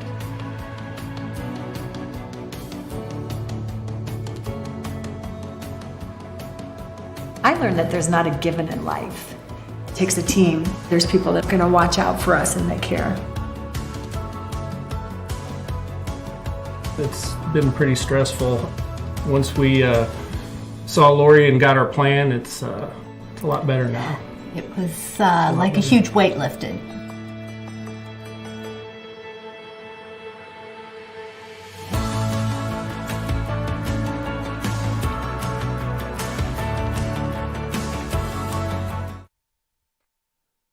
In Collinsville, call Scott Allen at 618-346-1500.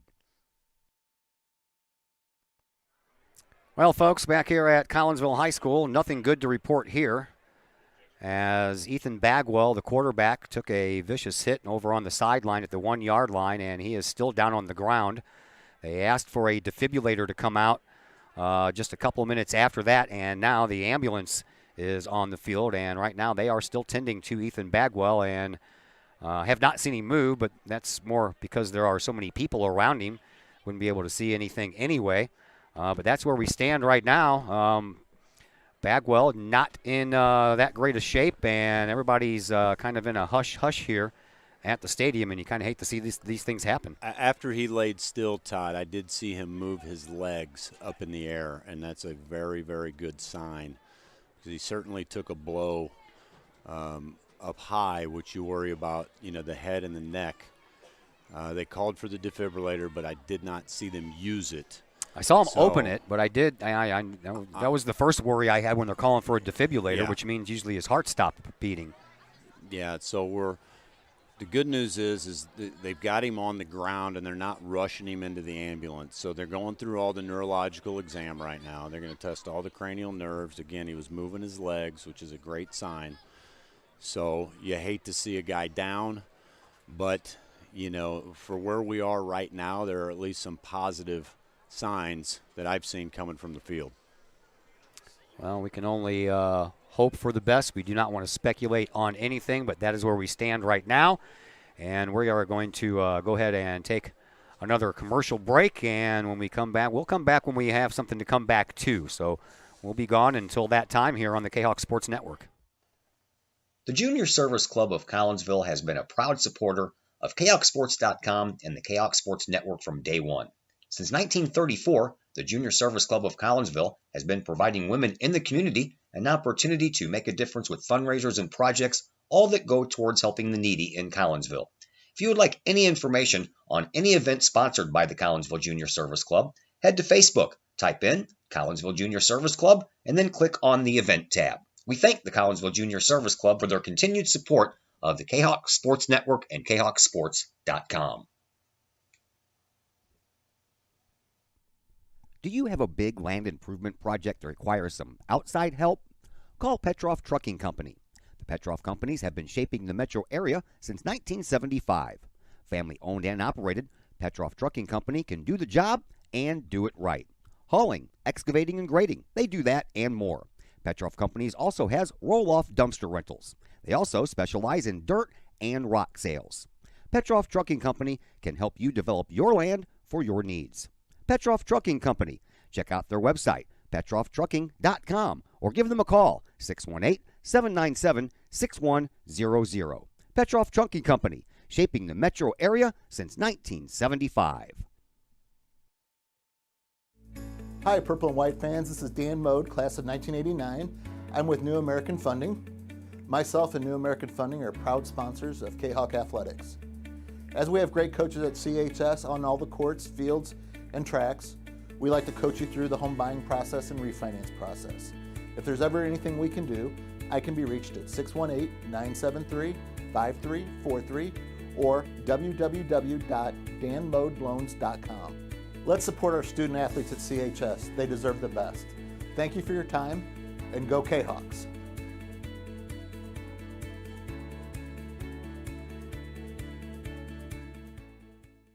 All Pro Tees in Caseyville is your place for custom apparel and has been for over 20 years now. Why? All Pro Tees can handle any size project, big or small, and they specialize in large group orders. At All Pro Tees, quality is number one on their list of priorities, as is evident by their excellent customer service. Did we mention All Pro Tees has over 20 years of experience? They can even help with fundraisers and event merchandising for your group.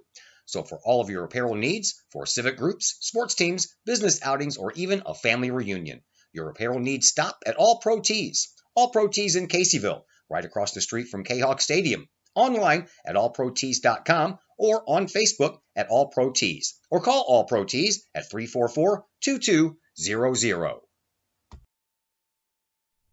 Just because we're adults doesn't mean we don't have toys, am I right? If your adult toys consist of boats, campers, or RVs, then you need to call the GASA storage team of professionals. Winter weather in the Midwest can be quite harsh, and finding a place to properly store those expensive toys for winter can be just as rough as a Midwest winter. That's where the GASA storage team comes in, with outdoor self-storage and covered storage for your toys. They even have tractor-trailer parking, conveniently located at Horseshoe Lake Road and 111 in Pontoon Beach. GASA Storage, for the safe storage of all of your toys. Contact the GASA Storage Team, gasastorage@gmail.com, or call today, GASA Storage Team, 618-797-6100. Lottie's Cafe, Collinsville's hidden gem. Lottie's Cafe offers food, cocktails, and gaming in a great atmosphere highlighted by fast and friendly service. Lottie's Cafe also offers a unique menu that features soups and salads, sandwiches and paninis, pizza and flatbreads, appetizers and desserts, as well as breakfast. That's right, we said breakfast. Unique breakfast items such as a breakfast stromboli, a breakfast BLT, and breakfast burritos. Lottie's also offers creative cocktails, a wine bar, the coldest beer around, and a video gaming area for those 21 and older. And don't forget the Lottie's Cafe gift certificates. Lottie's Cafe, Collinsville's hidden gem. Check them out online at lottiescafe.com, on Facebook, or in person in the Strip next to the Walmart Neighborhood Market. Or call Lottie's Cafe at 618-223-8256. Lottie's Cafe, Collinsville's hidden gem. Looking to buy a new home or sell your current home? trust the Blaylock Group of eXp Realty with all of your real estate needs. The real estate market is hot right now, and you can trust the years of experience the Blaylock Group brings to the table. The Blaylock Group can help you find your dream home, or they can help you get top dollar for your current home. Give Peyton or Emily Blaylock a call today at the Blaylock Group of eXp Realty, 618-780-4622. That's 618-780-4622. The Blaylock Group of eXp Realty.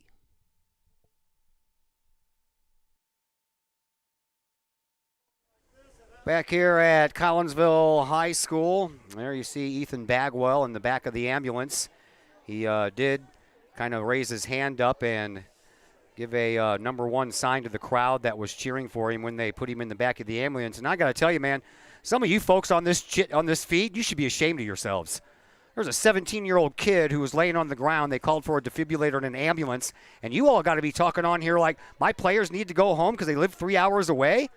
Come on, people, have some class.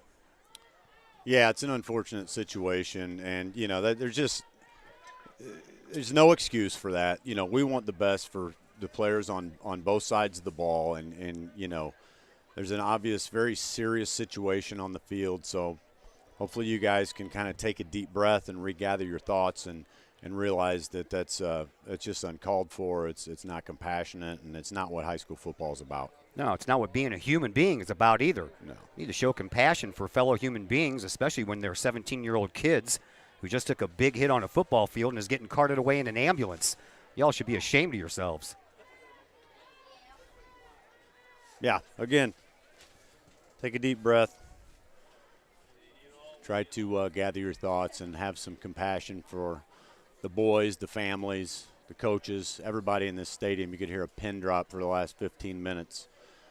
Everybody is very concerned and wants the best for that young man, so please just join us in saying a prayer for him and his family, and we can go from there. Okay, so we're not going to respond to you all anymore.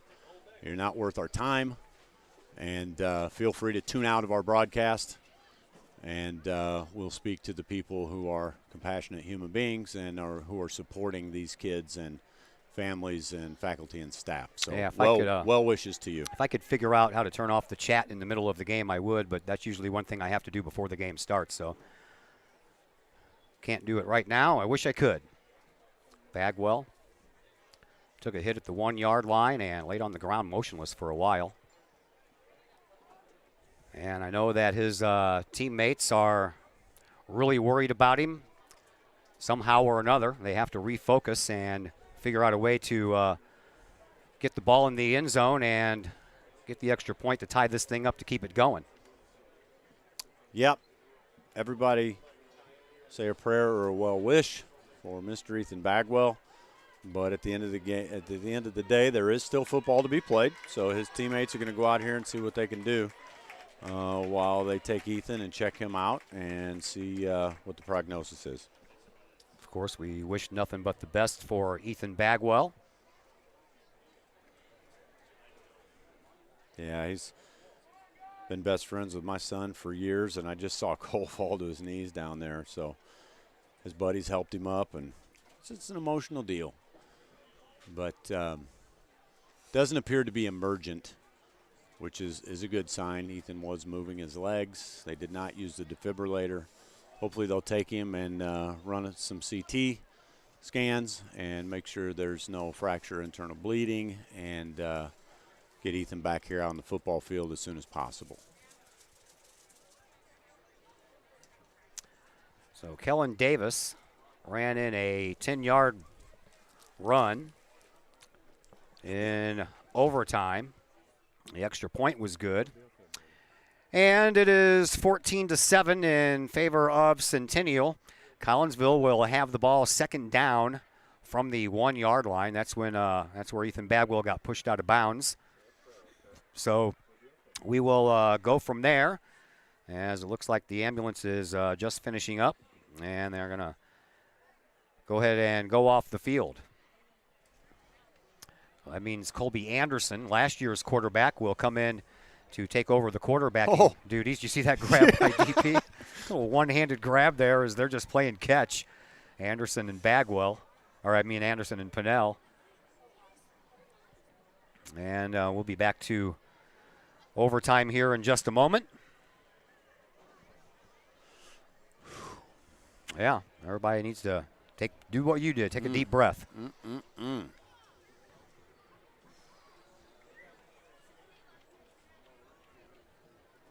Lights are on in the ambulance. It looks like they just put it in gear, and the ambulance is on the move. That's a good sign.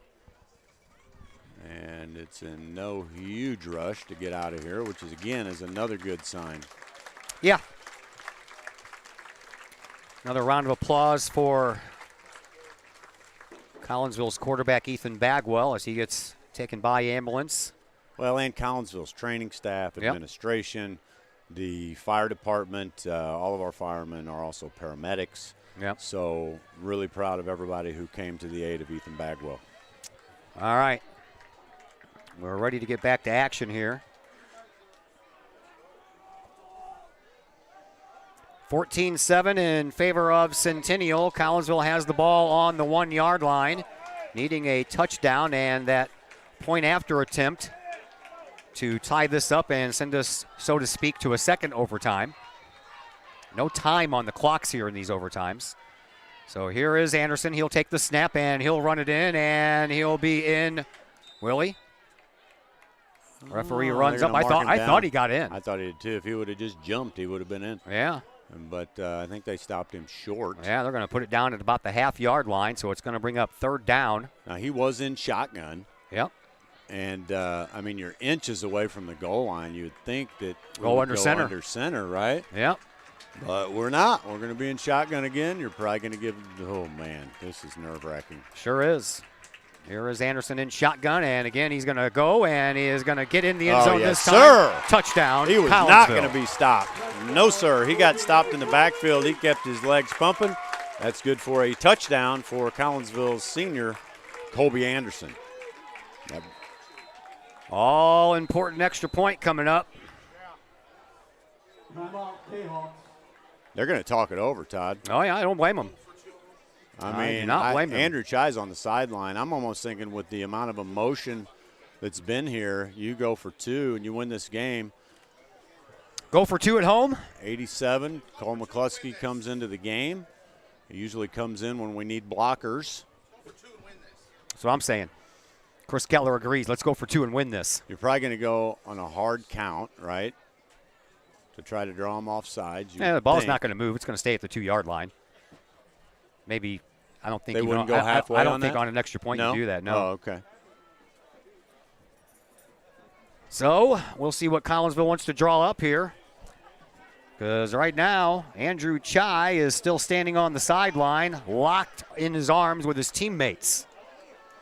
Collinsville is going to go for the win. Wow. Wow, wow, wow. Here we go. 2-point conversion for the win. Darren Pinnell lines up as a wide receiver on the far side. They're running Cole at tight end here. Over here on this side, you have Isaiah Gordon and Kylan Jordan. Of course, Jerry Richardson is the lone setback, and now Centennial wants to call a timeout to talk about this.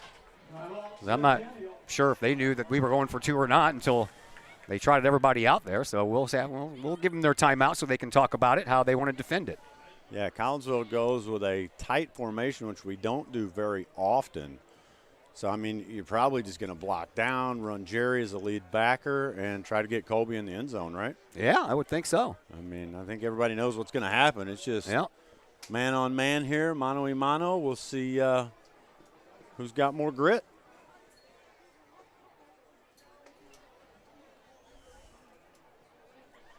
All right.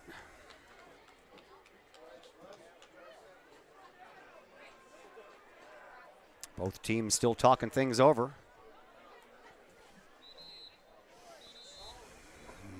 Here we are in overtime. Collinsville going for a 2-point conversion to pull the win out. Trying to hand Centennial their first loss of the year. And here we go.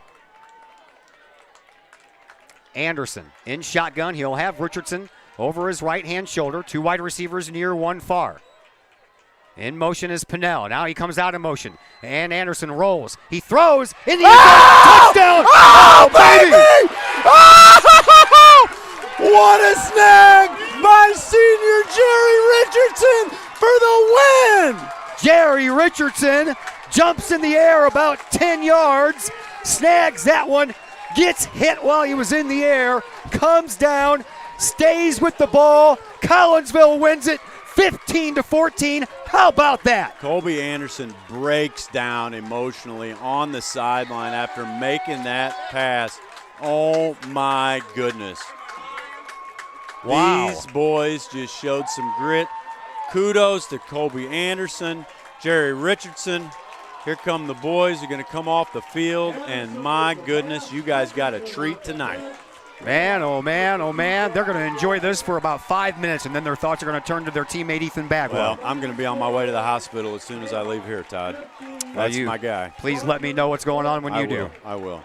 All right, time for the postgame show, brought to you tonight by Cafe Agape in Collinsville, home of the Kahok chicken sandwich. Cafe Agape been doing their thing since 2012, offering catering, some of the best homemade food in the area. Cafe Agape, give them a call at 345-CAFE. That's 618-345-2233. Big thank you to Dr. Chris McCluskey. Appreciate you, brother. Thank you, Todd, for having me. I'm going to boogie out of here and go check on Ethan. All right. We will take a timeout as we wait for offensive coordinator Drew Cordes to come down and talk about this when we're back with that post-game interview in just a moment here on the Kahok Sports Network. Cafe Agape serves up some of the best sandwiches, burgers, pork steaks, meatloaf, fish, and more in Collinsville. And yes, they still cater. Wedding receptions, luncheons, business meetings, and much more. And Cafe Agape is your destination for all of your holiday and party favorites, both main courses as well as delicious sides. Cafe Agape in Collinsville is the only place to pick up a Kahok sandwich or dog and the new Flamin' Kahok sandwich. Cafe Agape, check them out at 703 St. Louis Road. Give them a call at 345-CAFE. That's 345-2233. And don't forget to tell them Stewie sent you. Back here at Kahok Stadium, Collinsville wins it tonight in overtime, 15-14. And joining us now is offense coordinator Drew Cordes. Congratulations on the win, but I know that your thoughts are not with the win right now. Your thoughts are with number 10, your quarterback Ethan Bagwell. Yeah, I'm an emotional wreck. You know, being his position coach, we're around each other every day. I don't know. Great win. Glad we pulled it out for him. I saw that he didn't let that ambulance leave until he saw what happened. And as soon as we caught it, the lights were flashing. That's when they left. I can't say enough about that kid. We need all the prayers we can get for him. We got plenty of them coming your way, man. Well, that's a good sign that he got the ambulance to stop and wait for the game to finish up. So, you know, you're not going to do that if you're in serious trouble. Right. And let's hope it's just something that I mean, it's nothing serious. So that's all I got to say. Yeah, I agree. All right, talk to me about the play to win that game. That pass to Jerry Richardson. I mean, we've seen him do everything this year. That was amazing. He jumps up about 10 yards in the air, snags the ball. As he's coming down, he gets hit, and then he lands on the ground and still manages to keep the ball the whole time. Yeah, that's just one of those plays. He's going to make it. I don't know how he did it. I'm going to have to watch it about another 20 to 30 times. But well, there you go, right there behind you. Well, I'll keep watching it all night. Yeah, I don't understand it. But, man, I got to give all the props to number one on that as well. Yeah. I mean, we had a play designed for Darren because he was lights out. That second half wasn't there. But, I mean, that kid, he's seen everything. He knew it was his time. He made a play. Jerry made a play. Man, like, that's just how we are. That's the Kahok way. Yeah, I hear you. All right, I know you're the offensive coordinator, but I got to talk to you about one defensive play. That quarterback sack by Mondre Kroom late in the fourth quarter, man, did you guys need that? That was huge. They were moving the ball. I mean, not big, just methodically. They were just going down the field 5 yards at a time. They take the lead right there. You know, who knows how this game finishes up. I mean, we may be on the wrong side of it. That was just a good play call. You're not going to see a safety blitz very often. They didn't expect that to come, and it was perfect play call, perfect execution, great tackle by Mondre, and that was a big turning point in the game. All right, man. We'll see you at Centralia next week. Thanks for the visit, man. Go hang out with your team. All right, Collinsville wins this one here tonight by a final of 15-14 in overtime on a 2-point conversion play. instead of going for the tie to keep it going, Colton Rhodes wanted to go for the win, and he did just that on that 2-point conversion. That is going to do it for us here tonight. We appreciate everybody that tuned in, almost. And we'll be with you next week from Centralia. It is the final week of the season, and your 7-1 Kahawks will head to take on the Orphans at Centralia. We'll be on at 6:40 with pregame coverage, and the kickoff scheduled for 7 o'clock. Our next game is girls volleyball action for you. We'll be over at Virgil Fletcher Gymnasium Tuesday as your Collinsville Lady Kahawks play host to the O'Fallon Lady Panthers, and that game is scheduled for around a 6 o'clock start, so we'll be on the air just before that with pregame coverage. Again, a big thank you to Colton Rhodes joining us on the pregame show, Coach Cordes joining us on the postgame show. A big thank you to Glenn Woodcock on the camera over there, Andy Sullins, our statistician, and Chris Kettler giving us our halftime scores, and, of course, Dr. Chris McCluskey on the other microphone. My name is Todd Duke, and until Tuesday, everyone have a fantastic weekend.